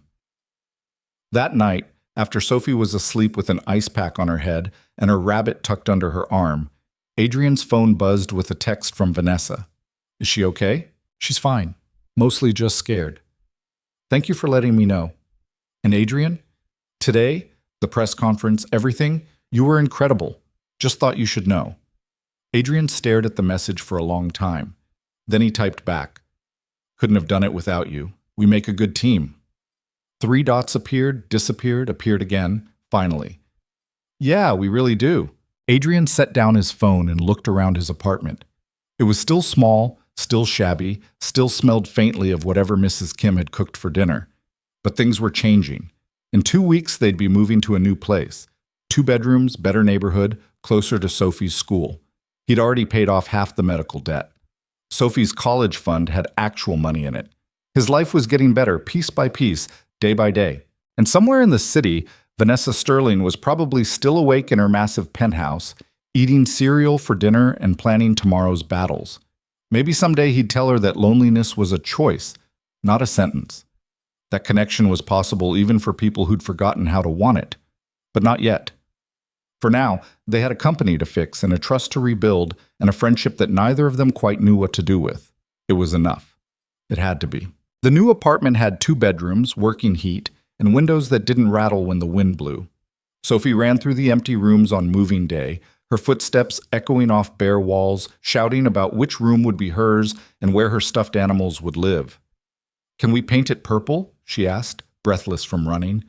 We can paint it whatever color you want, Adrian said, setting down a box labeled kitchen in his terrible handwriting. Even rainbow? Let's start with purple and see how we feel. Mrs. Kim stood in the doorway of the new place, hands on her hips, nodding approval. Good windows, good light, much better than old place. She'd insisted on coming with them, had found an apartment 2 floors down within a week of Adrian mentioning the move. Sophie had cried with relief. The move should have felt like an ending, a clean break from the struggling years. Instead, it felt like standing on the edge of something Adrian couldn't quite name. Everything was changing too fast. The job, the money, the way people looked at him now when he walked into Sterling Ventures headquarters. 6 months ago, he'd been invisible. Now he was the guy who'd saved Vanessa Sterling's company, whether he wanted that reputation or not. His phone rang while he was unpacking Sophie's books. Vanessa, of course. She'd been calling more frequently lately, often about work, but sometimes about nothing in particular. Last week, she'd called to ask his opinion on whether she should get a dog. The week before that, she'd wanted to know if he'd ever seen some documentary about financial crime. How's the new place? She asked. Chaotic. Sophie's trying to convince me she needs a pet hamster now that we have more space. Are you going to cave? Absolutely, but I'm going to make her think she earned it. Adrian wedged the phone between his ear and shoulder, sorting books onto shelves. What's up? You don't usually call on Saturdays. A pause. I need a favor. Something in her voice made Adrian stop unpacking. What kind of favor? The board wants to do a profile piece on you. Business Weekly, big spread, the whole thing. The mechanic who reformed Sterling Ventures, or some equally ridiculous headline. She sighed. I know you hate publicity, but it would help rebuild investor confidence. Show that we're serious about the changes. No. Adrian, I said no. I'm not doing press. He sat down on Sophie's bed, suddenly exhausted. I fix your problems. I don't become the face of your redemption story. I know. I told them you'd say that. But they're insisting, and I'm running out of ways to say no without it looking like we're hiding something. So hide something. Hide me. I work better when people don't know who I am. Another pause, longer this time. What if I did the interview with you, not instead of you, with you? We could control the narrative better. Make sure they focus on the work, not the backstory. Adrian closed his eyes. He could see where this was going, could feel the pressure building. Vanessa, I have a 7-year-old daughter who doesn't need reporters camping outside her school. I have an ex-life that I left behind for good reasons. I can't. One interview, carefully controlled. I'll have legal vet every question beforehand. And if they ask anything about Sophie or Rebecca, you don't answer. Non-negotiable. Her voice softened. I wouldn't ask if it wasn't important. But the stock price is still down 20%. The board is breathing down my neck. I need to show progress, and you're the most visible sign of progress I've got. Adrian thought about Marcus, about the garage, about the simple days when the biggest decision he faced was which oil filter to use. One interview, that's it. And Sophie's off limits completely. Deal. Thank you. Relief flooded her voice. I'll set it up for next week. My office, our choice of reporter. We'll make it as painless as possible. After she hung up, Adrian sat in Sophie's half-unpacked room and wondered when exactly his simple life had gotten so complicated. The interview happened on a Wednesday afternoon in Vanessa's office, all glass and steel, and a view that made Adrian's stomach flip. The reporter was a woman in her 40s named Jennifer Kwan, sharp-eyed and professional, with a recorder that she set on the table between them like a weapon. Let's start with the obvious question, she said. Mr. Brooks, how does a mechanic end up reforming a multi-billion-dollar company? Adrian glanced at Vanessa, who nodded slightly. They'd practiced this, had gone over potential questions until Adrian felt like he was back in grad school preparing for orals. I'm not just a mechanic, Adrian said carefully. I have 2 master's degrees and 5 years of experience in data analytics. The mechanic job was what I could get when I needed flexible hours to raise my daughter. But the skills were always there. So this was always the plan? Work as a mechanic until the right opportunity came along? No. The plan was to survive and be there for my kid. Everything else is just luck and timing. Jennifer turned to Vanessa. And you saw something in him that night at the gala? When he exposed the algorithmic trading fraud? Vanessa's public face was perfect, controlled, confident, rehearsed. I saw someone who understood systems better than people who'd spent their entire careers studying them. Someone who cared more about truth than politics. That's rare in any industry. It's also embarrassing, Jennifer said bluntly. A mechanic walked into your party and found fraud that your executives missed for 18 months. How do you explain that to shareholders? I don't explain it. I own it. Vanessa's voice didn't waver. My oversight systems failed. My hiring practices failed. I failed. Adrian showed me exactly how badly, and then he helped me fix it. That's not embarrassing. That's good business. Some people are calling this the biggest corporate cleanup in a decade. Others are saying it's too little, too late. Which is it? Adrian jumped in before Vanessa could answer. It's both. The problems were massive, and we should have caught them sooner, but better late than never. We've recovered about $40 million in fraud losses, prosecuted 12 people, and implemented new systems that make this kind of theft significantly harder. That's not redemption. That's just doing the work. Jennifer's eyes gleamed. 40 million recovered. How much was lost that you couldn't recover? Probably another 30 to 40 million, depending on how you calculate it. Adrian met her gaze steadily. Some of it was spent, laundered, hidden too well to trace. Some of it we could theoretically recover through litigation, but the cost of recovery would exceed what we'd get back. So we cut our losses and moved forward. That's a lot of money to just write off.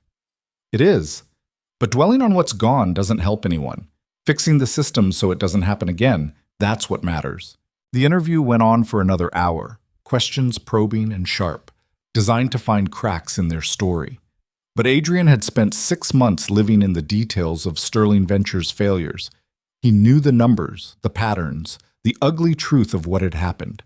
And Vanessa knew how to turn even the hardest questions into proof of their commitment to change. When Jennifer finally packed up her recorder, she looked almost disappointed that she hadn't drawn blood. One last question, she said. Off the record, if you want. Adrian and Vanessa exchanged glances. Okay, Vanessa said carefully. Do you trust each other? Really trust each other? Because from the outside, this looks like a marriage of convenience. She needed someone to clean up her mess. You needed a job that paid better than fixing cars. Is there anything deeper than that? The question hung in the air. Adrian thought about late-night phone calls and Vanessa asking if he was lonely. He thought about her showing up at Sophie's school, defending him to a woman in Tokyo. He thought about the way she'd called to check on Sophie after the playground accident, genuine concern in her voice. "Yeah," he said finally. "I trust her. She's demanding and difficult, and she expects perfection even when it's impossible. But she's also honest, and she keeps her word. And when she says she's going to do something, she does it. That's worth more than people think." Vanessa looked at him, something unreadable in her expression. "Adrian's the first person in 10 years who's told me I'm wrong to my face and meant it, who's pushed back when I'm being unreasonable, who's treated me like a person instead of a meal ticket or a stepping stone." She paused. "So, yes, I trust him. Completely."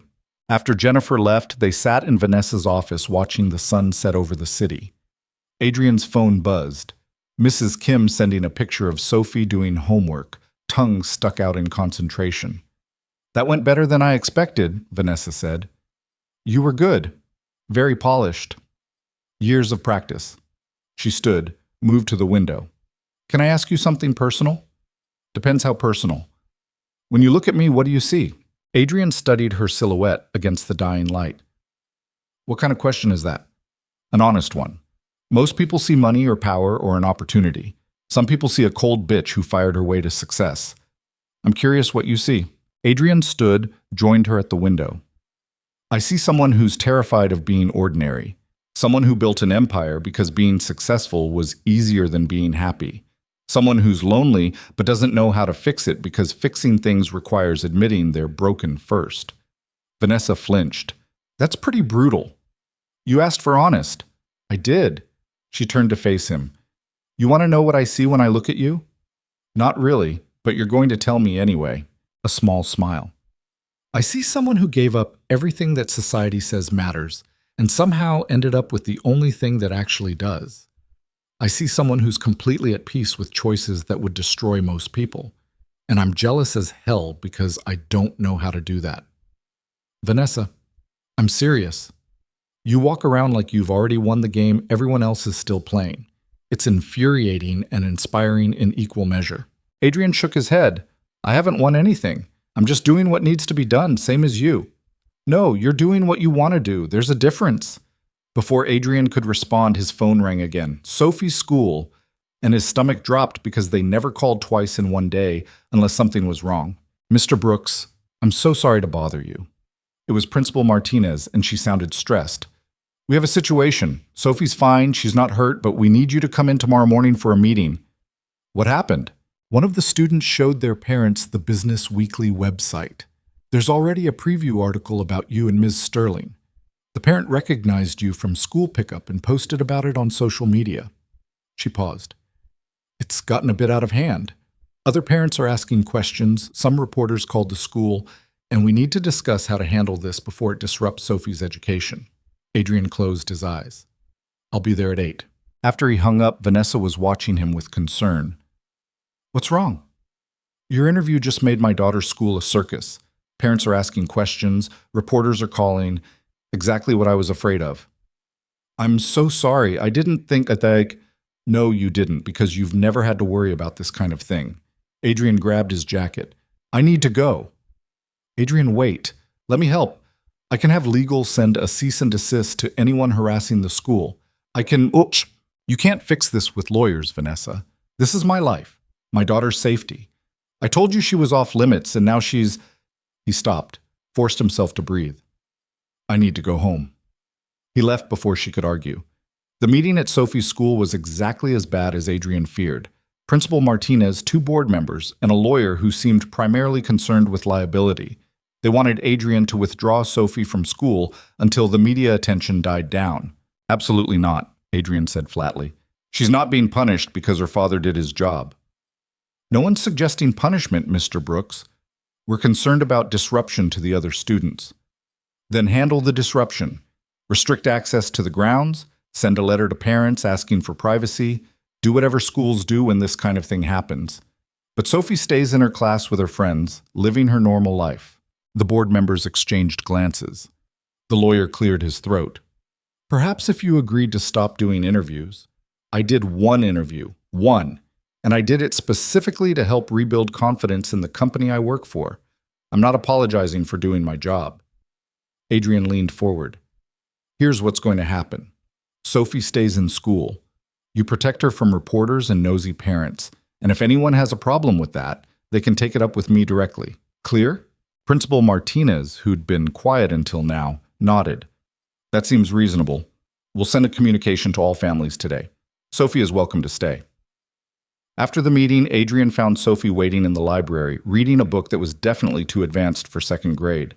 She looked up when he came in. Am I in trouble? She asked. No, baby. You didn't do anything wrong. Madison's mom said you're famous now. Is that true? Adrian sat down next to her. Sort of. I helped fix some problems at work, and people wrote about it, but that doesn't change anything for us. You still go to school, I still make pancakes on Saturdays. Everything stays the same. Sophie studied him with those two smart eyes. Are people being mean to you because you used to be a mechanic? Some people are, but that's their problem, not mine. Good. She went back to her book. Because I liked you better as a mechanic anyway. You came home earlier. The words hit Adrian like a punch to the chest. Do you want me to quit? Go back to the garage? Sophie thought about it seriously. No, I like our new apartment. And Mrs. Kim says you're happier now, even when you're stressed. But I miss having you around more. I'm still around. I'm always around when you need me. I know. She smiled at him. But Daddy, can we have pancakes tonight instead of waiting for Saturday? Yeah, baby. We can have pancakes tonight. That evening, while Sophie ate her third pancake and got syrup in her hair, Adrian's phone buzzed with a text from Vanessa. I'm sorry. I should have thought about how this would affect Sophie. I was selfish. Adrian typed back one-handed while trying to prevent Sophie from drowning her plate in more syrup. It's handled. School's cooperating. But no more interviews. Understood. Can I make it up to you? How? 3 dots appeared and disappeared several times. Finally, dinner? Tomorrow night? There's something I want to run by you. Work-related, I promise. Adrian looked at Sophie, sticky and happy and completely unconcerned with business drama. Can't. I have Sophie. Bring her. My place. I'll order pizza. Kids like pizza, right? Adrian stared at the message. Vanessa Sterling, Billionaire CEO, inviting his 7-year-old daughter to her penthouse for pizza. The absurdity was almost funny. Are you sure? I'm sure. 6 p.m. tomorrow. I'll send a car. The penthouse was exactly what Adrian expected. Floor-to-ceiling windows, furniture that looked uncomfortable but expensive, art on the walls that probably cost more than his car. What he didn't expect was Vanessa answering the door in jeans and a sweater, barefoot, looking younger and more nervous than he'd ever seen her. Hi, she said. Come in. I ordered pizza, but they said 40 minutes, so I have no idea when it'll actually arrive. Sophie stared around the apartment with wide eyes. You live here? All by yourself? Yeah, it's too big, right? It's like a castle, but sadder. Vanessa laughed, surprised and genuine. That's actually very accurate. Sophie spotted the windows and ran to them, pressing her face against the glass. Daddy, you can see everything, the whole city. Adrian joined her, and yeah, you could see everything. The financial district glittering below, the river winding through the city like a dark ribbon, lights spreading out to the horizon.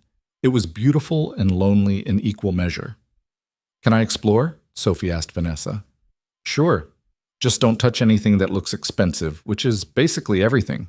Sophie took off down a hallway, and Adrian heard her exclaim over something, probably the second bathroom, which likely had more square footage than their entire old apartment. She's amazing, Vanessa said quietly. She's 7. Everything's amazing when you're 7. That's not what I meant.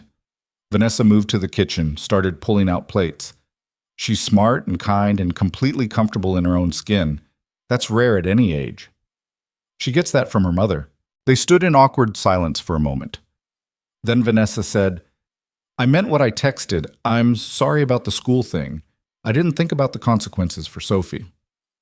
I know, and I overreacted. It's just, Adrian sighed. For 6 years, Sophie and I were invisible. We could move through the world without people caring who we were or what we did. Now suddenly there are articles and photos and people asking questions. It scares me. I get that. I've been visible my whole life and it's exhausting. She handed him a beer from the fridge, took one for herself. But for what it's worth, you're handling it better than most people would. That's not a high bar. Sophie reappeared, slightly out of breath. You have a library, like a real library with a ladder and everything. You like books? Vanessa asked. I love books. Daddy reads to me every night. What are you reading right now? The Chronicles of Narnia. We're on the voyage of the Dawn Treader. It's my favorite so far because of Reepicheep. Vanessa's face lit up. Reepicheep is the best character, brave and loyal and completely ridiculous. You've read Narnia? When I was about your age, my grandmother used to read them to me before she died. Sophie studied Vanessa with new interest. Do you have a favorite? The Magician's Nephew. It's the one nobody expects, but it's actually the beginning of everything. They talked about books until the pizza arrived, and then they sat around Vanessa's enormous dining table, eating cheap pizza off expensive plates, while Sophie told Vanessa about school and her friends, and her theory that dragons were probably just misunderstood. Adrian watched them, these two people from completely different worlds, connecting over children's books and terrible cafeteria food and the universal experience of feeling lonely sometimes. Vanessa laughed at Sophie's jokes, asked genuine questions, listened like Sophie's answers mattered. After dinner, Sophie fell asleep on Vanessa's couch during a documentary about ocean life, curled up with a throw pillow and snoring softly. She's out, Adrian said quietly. Let her sleep. We need to talk anyway. Vanessa led him to her office, a smaller room lined with screens and files and the organized chaos of someone who worked too much. I wanted to run something by you before I brought it to the board. What's that? I want to create a new division, corporate ethics and oversight, independent from existing departments, reporting directly to me, and I want you to run it. Adrian blinked. I already run analytics, and you'd keep doing that. This would be additional, a promotion basically. Bigger budget, more authority, ability to investigate any part of the company without needing approval. She pulled up a document on her computer. We fixed the immediate problems, but I want to make sure they never happen again. That means permanent oversight, someone who can't be bought or intimidated. That's you. Vanessa, I can't. Before you say no, look at the compensation package. She turned the screen toward him. The number made Adrian's breath catch. 400,000 base salary plus bonuses. Enough to put Sophie through any college she wanted. Enough to never worry about money again. That's insane, he said. That's market rate for preventing 80 million in fraud losses. If anything, it's low. She leaned back in her chair. I know you're going to say Sophie comes first. I know you need flexibility. This position gives you both. You build the department your way, hire people you trust, work the hours that make sense for you, full autonomy. Adrian looked at the number again, then at Sophie sleeping on the couch in the other room. Why me? But guy? Because everyone else in this company is either part of the problem or scared to challenge the people who are. You don't have that baggage. You see things clearly because you don't care about climbing the ladder or making friends in high places. You care about fixing what's broken. She paused. And because I trust you more than anyone I've ever worked with. That's not nothing. I need to think about it. Take all the time you need, but Adrian? Her voice softened. This isn't me trying to trap you or buy your loyalty. This is me trying to build something better, and I can't do it without you. The car ride home was quiet, Sophie dozing against his shoulder while the city scrolled past the windows. Adrian thought about Rebecca, about promises and futures, and the difference between surviving and living. When they got home, he carried Sophie to her new purple bedroom, tucked her in with her rabbit, and sat watching her sleep. What should I do? He whispered to Rebecca's memory. Tell me what to do. But Rebecca was gone, and the only answer was the sound of Sophie's breathing, steady and sure. His phone buzzed. Vanessa, whatever you decide, it's okay. I mean that. Adrian typed back. I know. Give me a few days. Take all the time you need. And thank you for tonight. I haven't had that much fun in years. Sophie has that effect on people. Not just Sophie. Adrian stared at the message for a long time before responding. Good night, Vanessa. Good night. He should have put the phone down, should have gone to sleep and made the decision in the morning with a clear head. Instead, he spent the next 3 hours reviewing the proposal Vanessa had sent over, reading every detail, running numbers in his head. By 2 a.m., he'd made his decision. He sent Vanessa an email with a single word. Yes. Her response came back in 30 seconds. Thank you. You won't regret this. Adrian closed his laptop and went to bed, exhausted and terrified and more hopeful than he'd been in years. Maybe Rebecca was right. Maybe it was time to stop just surviving. Maybe it was time to actually live. The announcement of Adrian's promotion hit the news cycle on a Thursday morning, and by noon his phone had 17 missed calls from reporters and 3 from people he hadn't spoken to since grad school. He ignored all of them and focused on the work, because the work was the only thing that made sense anymore. Building the Ethics and Oversight Division from scratch meant long days and longer nights. But Adrian had learned to carve out time the way a sculptor carves stone, deliberately, carefully, protecting what mattered. He still made Sophie breakfast every morning. He still read to her every night. He still showed up to parent-teacher conferences and school plays and the 1,000 small moments that added up to a childhood. But he was also transforming Sterling Ventures from the inside out, and people were starting to notice. 3 months after taking the new position, Adrian walked into Vanessa's office with a file folder that felt like it weighed 100 pounds. "We have a problem," he said without preamble. Vanessa looked up from her computer, read his expression, and closed the door. "How bad?" "Remember when you said full transparency? That I could investigate anyone, no exceptions?" "Yes. Why?" Her face went carefully neutral. "Adrian, what did you find?" He dropped the folder on her desk. "Your CFO has been running a side consulting business using Sterling Ventures resources. Company time, company data, company connections. He's been advising competitors on market strategy while simultaneously managing your financial operations." Vanessa picked up the folder, started reading. Her face went white, then red, then back to white. Thomas Chen has been doing this? For 2 years. Made about $1.2 million in consulting fees while drawing his regular salary from you. It's not technically embezzlement since he's selling his expertise, not your money, but it's a massive conflict of interest and probably violates about 15 different contractual agreements. Thomas has been with me for 8 years, since the beginning. Vanessa's voice was flat, emotionless, and Adrian knew that tone meant she was furious beyond words. "He was at my wedding. He met my father before he died." "I know. I'm sorry." She closed the folder, stood, moved to the window. "How sure are you?" "I have emails, calendars, bank records, testimony from 3 of the companies he consulted for. It's airtight." "Then we fire him today. Now. I want him escorted out of the building by security." Adrian hesitated. "There's more." "Of course there is." She turned back to face him. "Tell me." 4 other executives knew about it. Not participating, but they knew and didn't report it. They're all looking at termination for ethics violations. "Who?" Adrian listed the names, and with each one, Vanessa's face got harder. These weren't just employees. These were people she'd trusted, mentored, built her company alongside, people she'd considered friends. "Everyone," she said quietly when he finished.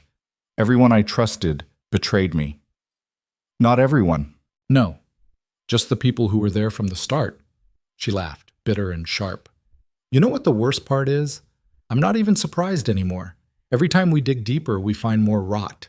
It's like the whole company was built on quicksand and I was too busy congratulating myself on the view to notice." "Vanessa." "No, I need to say this." She moved away from the window, started pacing. 6 months ago, I thought I was a genius.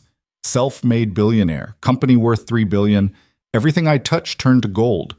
Then you walked into my life and showed me that half of my success was an illusion. People were stealing from me, lying to me, using me.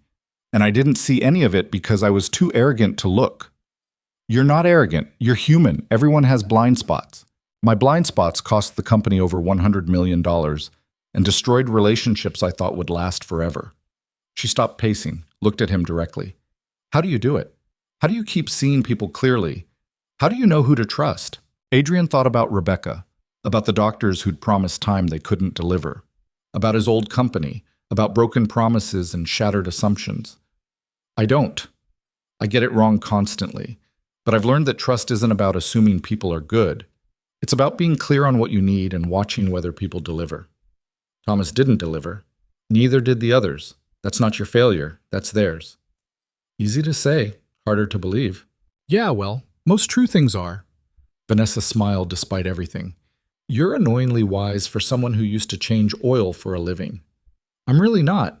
I just sound good because I'm too tired to sugarcoat things. She picked up her phone. Send me the full documentation. I'll have legal start termination proceedings within the hour. And Adrian? Thank you. I know this wasn't easy. None of this has been easy, but it's necessary. After he left, Adrian sat in his own office, smaller than Vanessa's, but still absurdly luxurious by his old standards, and felt the weight of what he'd just done. Thomas Chen had a family, kids in college, a mortgage, all the normal complications of a normal life, and Adrian had just ended his career. It was the right thing to do. Adrian knew that, but knowing something was right didn't make it hurt less. His phone rang. Sophie's school again, and Adrian's heart jumped into his throat because nothing good ever came from midday school calls. Mr. Brooks, it's Principal Martinez. Sophie's fine, but we have a situation. What kind of situation? She's in my office with another student. Apparently Sophie's been running an underground tutoring operation during recess. She's been helping struggling students with their math homework in exchange for them reading books she recommends. Adrian blinked. I'm sorry, what? It started small, but now she has about 15 regular clients. Some parents are thrilled because their kids' grades are improving. Others are concerned about, well, they're calling it academic inequality. One parent actually used the phrase educational capitalism. Adrian pressed his hand to his forehead. Am I supposed to punish her for helping people? That's what I'm trying to figure out. Technically, she's not breaking any rules, but some parents feel it's inappropriate for a second grader to be running what amounts to a bartering system on school grounds. Can I talk to her? Please. A moment later, Sophie's voice came on the line. Hi, Daddy. Hey, baby. Principal Martinez says you've been tutoring kids during recess. Yeah.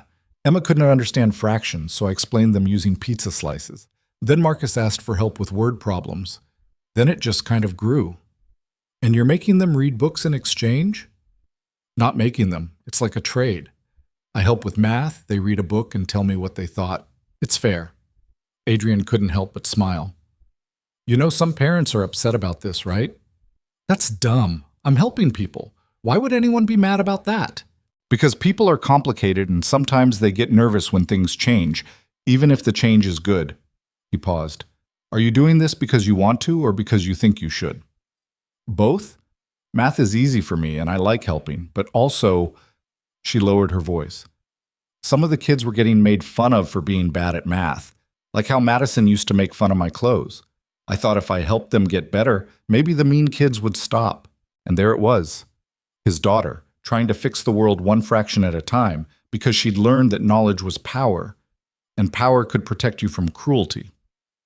That's a good reason, Adrian said, but you need to clear it with Principal Martinez. Make sure it's okay with the school. Can you do that? Yeah, I can do that. Good. I'm proud of you, Sophie, for helping people and for thinking about how to make things better. Thanks, Daddy. Are you having a good day? Adrian thought about the file folder on Vanessa's desk, about Thomas Chen's career ending in disgrace, about the weight of doing the right thing when it hurt. It's complicated, but I'm okay. Love you. Love you too, baby. After he hung up, Adrian sat in his expensive office chair in his expensive office and laughed until his sides hurt. His daughter was running an underground tutoring ring. His life had become absurd. That night, he told Vanessa about it over their weekly check-in call, which had somehow become a thing they did. Every Friday at 8 p.m., after Sophie was asleep, they'd talk through the week's problems and plans for the next one. Strictly professional, except for the parts where it wasn't. Your daughter is terrifying, Vanessa said, laughing. She's going to run a company someday. Please don't give her ideas. I'm barely handling her current ambitions. Did the school let her keep the tutoring thing? With supervision, yeah. She has to do it in the library now instead of on the playground, and a teacher has to be present. But they're calling it a peer learning initiative and claiming they planned it all along. Of course they are. Nobody wants to admit a 7-year-old outsmarted them. A pause. Speaking of people being outsmarted, the board approved my recommendation. We're implementing your full ethics protocol across all divisions. Starting next quarter, every employee goes through integrity training, every department gets independent oversight, and any financial irregularities over $10,000 trigger automatic investigation. That's going to be wildly unpopular. I know, but popular isn't the same as right. She sighed. I've been thinking about something you said, about trust being whether people deliver. I've spent so long trying to be liked, trying to build loyalty through charisma and vision and inspiration, but maybe that was the wrong approach. Maybe I should have been building systems that didn't require trust in the first place. You need both. Systems without trust are just bureaucracy. Trust without systems is faith, and faith isn't a business strategy. When did you get so smart about organizational psychology? I didn't. I'm just repeating things Rebecca used to say. She was the smart one. Another pause, longer this time. Do you still miss her? The question caught Adrian off guard. They didn't usually talk about personal things, not really. Every day. But it's different now. Less like an open wound, more like a scar. Still there, still tender sometimes, but not bleeding anymore. Does Sophie remember her? Some things, the important things, but she was only 4 when Rebecca died, so most of her memories are half real, half stories I've told her. I don't know if that's better or worse. It's both, probably. Like everything else. Adrian smiled at the phone. Yeah, like everything else. Can I ask you something else? And you can tell me to mind my own business if you want. Okay. Do you ever think about, I don't know, dating, meeting someone? Rebecca's been gone 3 years. You're allowed to move forward. Adrian's chest tightened. I have Sophie. I have work. That's enough. Is it? Or is it just easier than risking something new? Vanessa, I'm not trying to push. I'm just saying, you told me once that Rebecca made you promise not to stop living. Are you keeping that promise? Adrian looked around his apartment. Nicer now, but still marked by Rebecca's absence. Pictures on the walls from before she got sick. Her books still on the shelf because he couldn't bear to give them away. A life preserved in amber, safe and unchanging and slowly suffocating him. I don't know, he said finally. I don't know if I know how to do that anymore. Then maybe it's time to learn. They hung up shortly after that, but the conversation stuck with Adrian like a splinter. Was he living or just surviving? And what was the difference, really? The answer came 2 weeks later, at the annual Sterling Ventures shareholders meeting. Adrian had never attended one before, had actively avoided them because standing in front of hundreds of rich people judging his every word sounded like actual torture. But Vanessa had insisted he present the Ethics and Oversight Division's first quarterly report, said the shareholders needed to see the face of the company's reformation. So Adrian found himself on a stage in a hotel ballroom, looking out at 500 people who collectively owned billions in Sterling Ventures stock, trying not to throw up from nerves. 6 months ago, he started, his voice echoing through the sound system, this company was losing over $10 million a quarter to fraud, waste, and systemic corruption. Your investment was being stolen from you by people you trusted to protect it. That's not speculation. That's documented fact. He pulled up a slide showing the fraud timeline, and the room went silent. Since then, we've recovered $47 million in stolen assets, prosecuted 23 individuals, and implemented oversight systems that have reduced fraud to near zero. We've rebuilt vendor relationships, restructured procurement, and created accountability measures that make theft significantly harder. Your company is stronger now than it's been in 5 years. Not because we hid the problems, but because we faced them. Another slide showing the new systems and protocols. But here's what I want you to understand. This wasn't magic. This was work. Hard, ugly, uncomfortable work that required admitting failure and punishing people we cared about. Ms. Sterling had to fire executives she'd worked with for years. She had to publicly acknowledge that her oversight had failed. She had to choose between protecting her reputation and protecting your investment, and she chose you. Adrian looked at Vanessa, sitting in the front row, her face carefully neutral.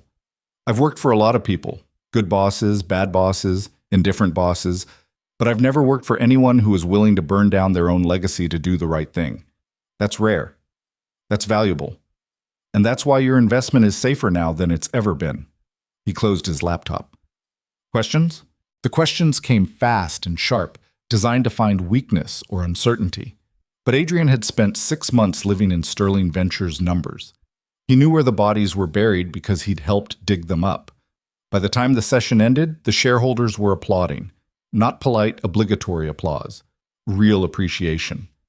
Vanessa found him afterward in a quiet hallway, away from the crowd. "You didn't have to do that," she said. "The part about me choosing them over my reputation. You made me sound noble. You are noble, even when you don't mean to be. I'm really not. I'm selfish and controlling, and I've made 1,000 mistakes. Yeah, but you're also brave and honest, and you keep trying to be better.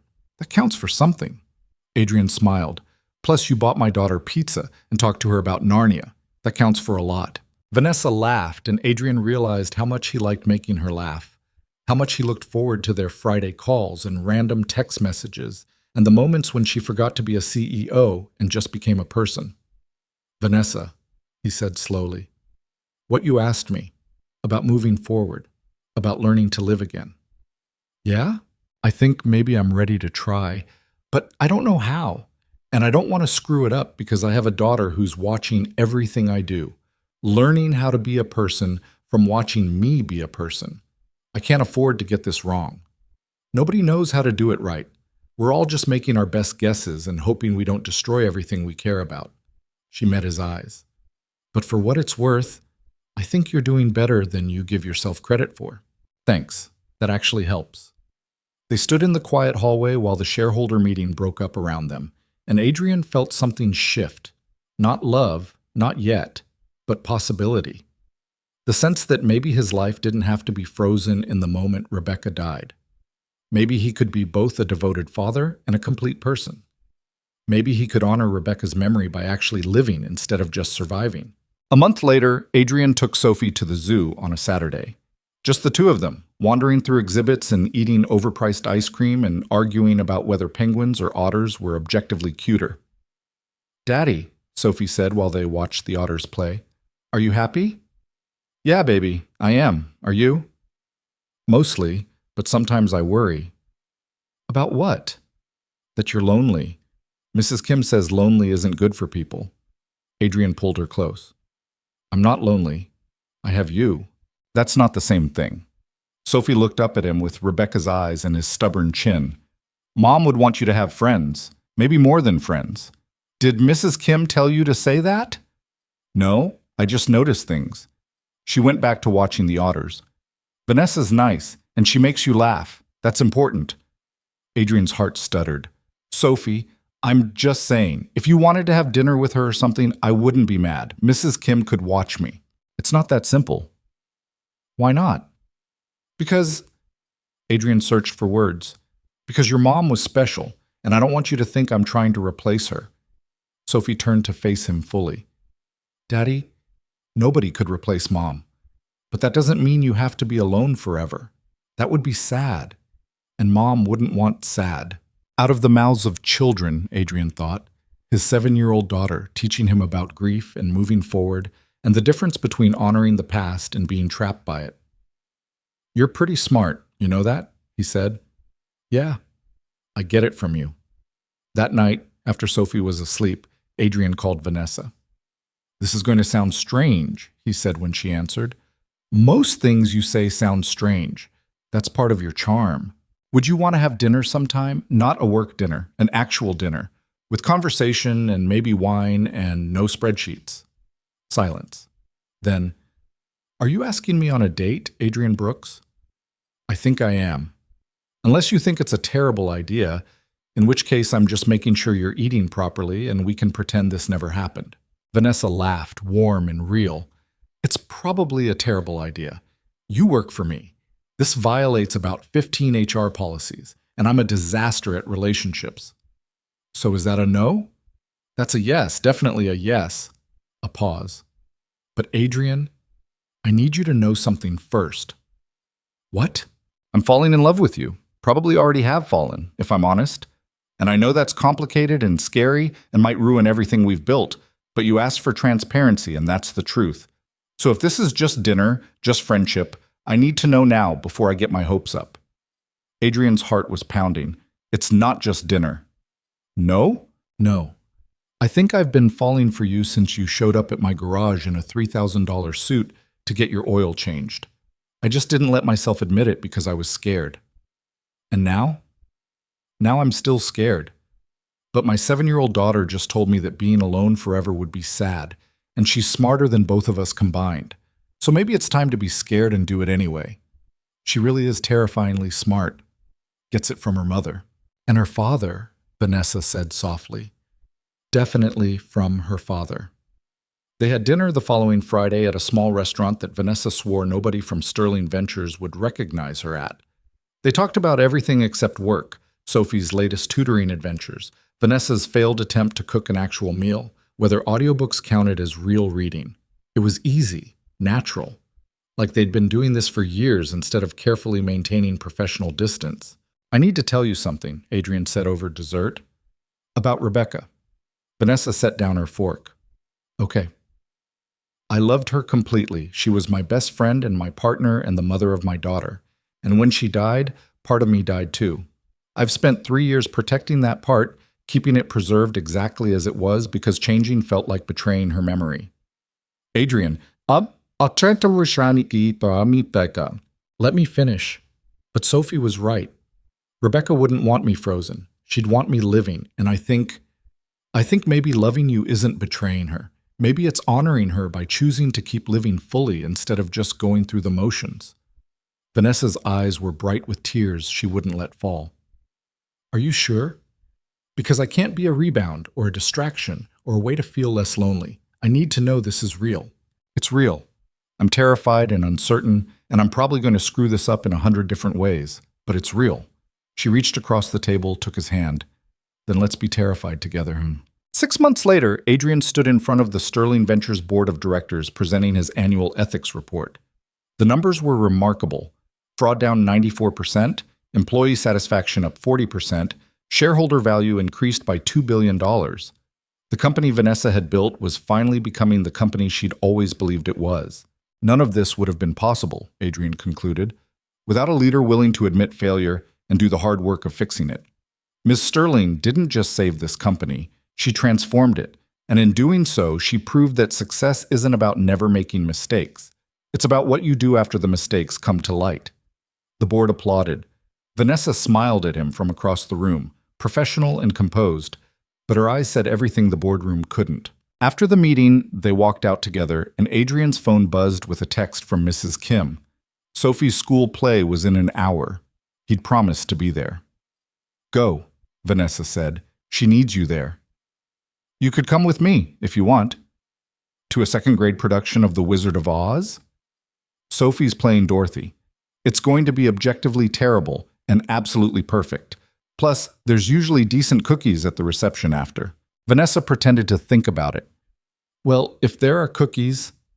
They sat in the back of the school auditorium with the other parents, watching 7-year-olds stumble through their lines and forget their blocking and sing off-key with complete confidence. Sophie was magnificent, remembered every word, hit every mark.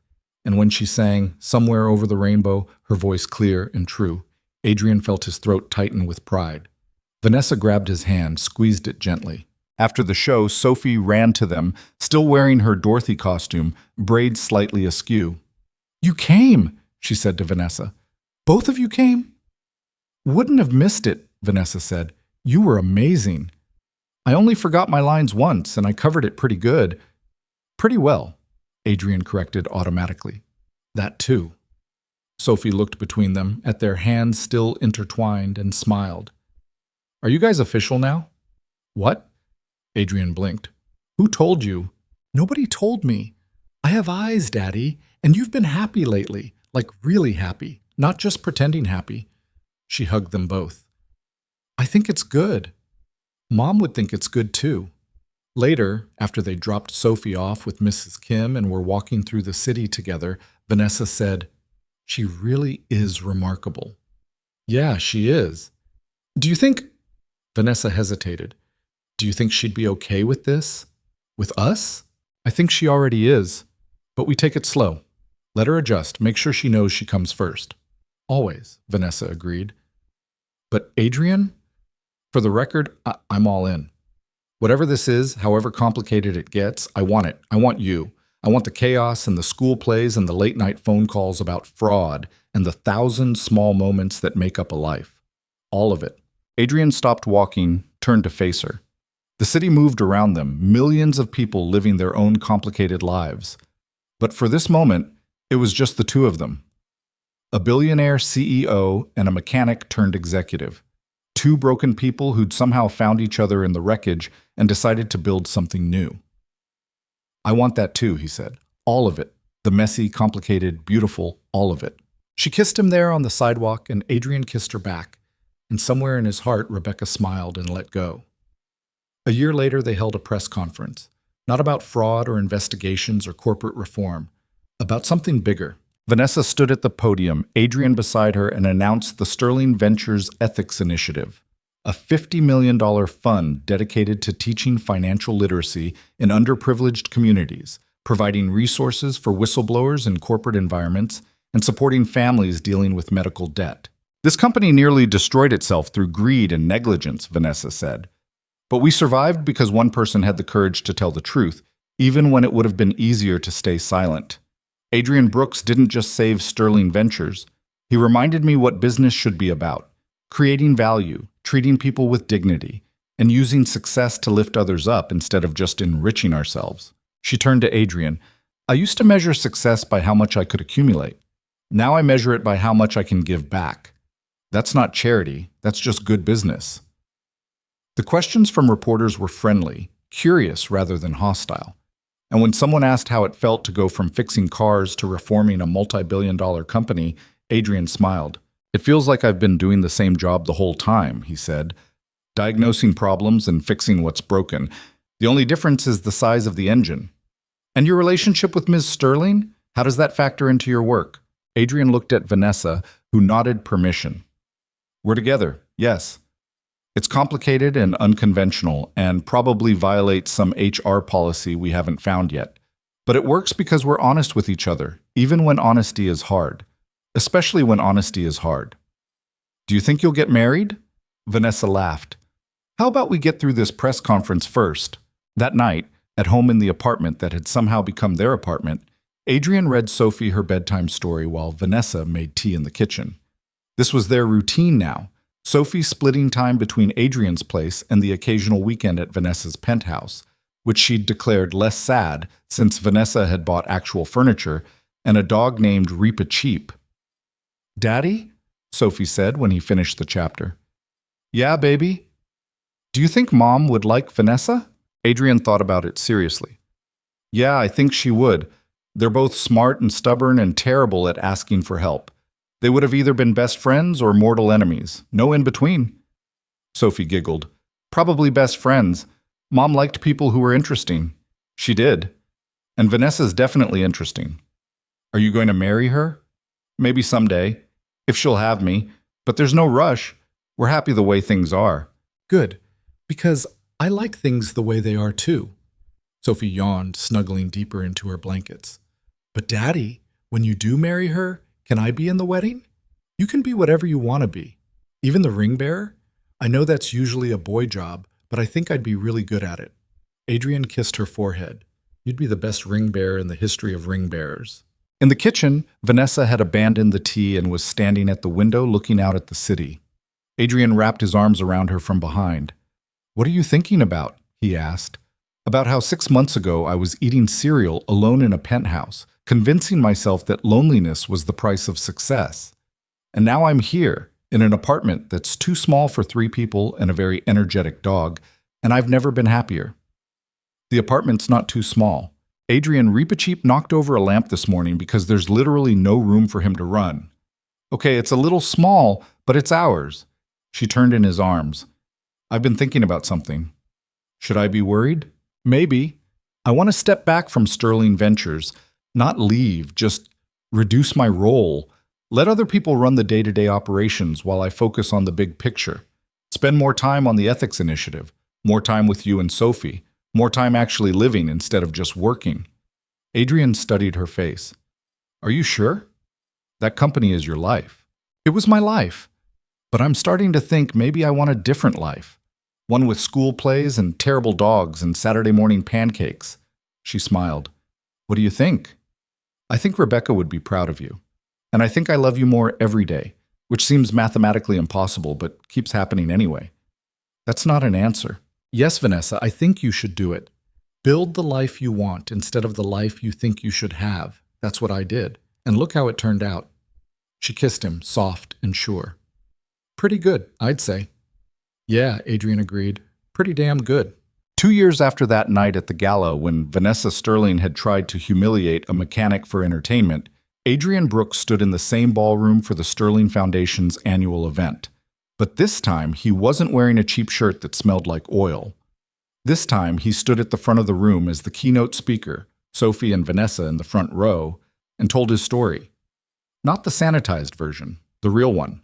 He talked about losing his wife and his career in the same breath, about selling plasma to pay medical bills, about the shame of wearing stained clothes to fancy parties and being treated like he was stupid because his hands were dirty, about the moment when Vanessa had mocked him and he decided to fight back instead of disappearing. Success isn't about where you start, he said to the room full of wealthy donors and business leaders.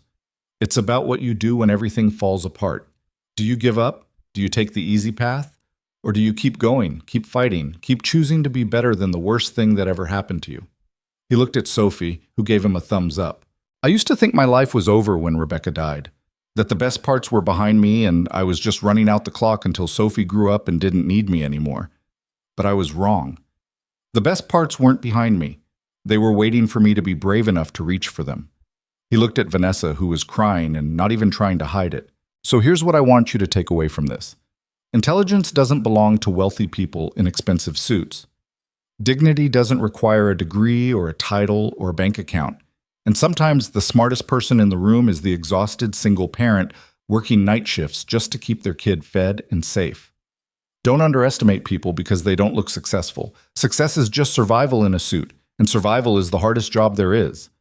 The applause was deafening. Afterward, people lined up to shake his hand, share their own stories, ask for advice. And Adrian listened to each one because he remembered what it felt like to be invisible, to have knowledge and skills and worth that nobody bothered to see.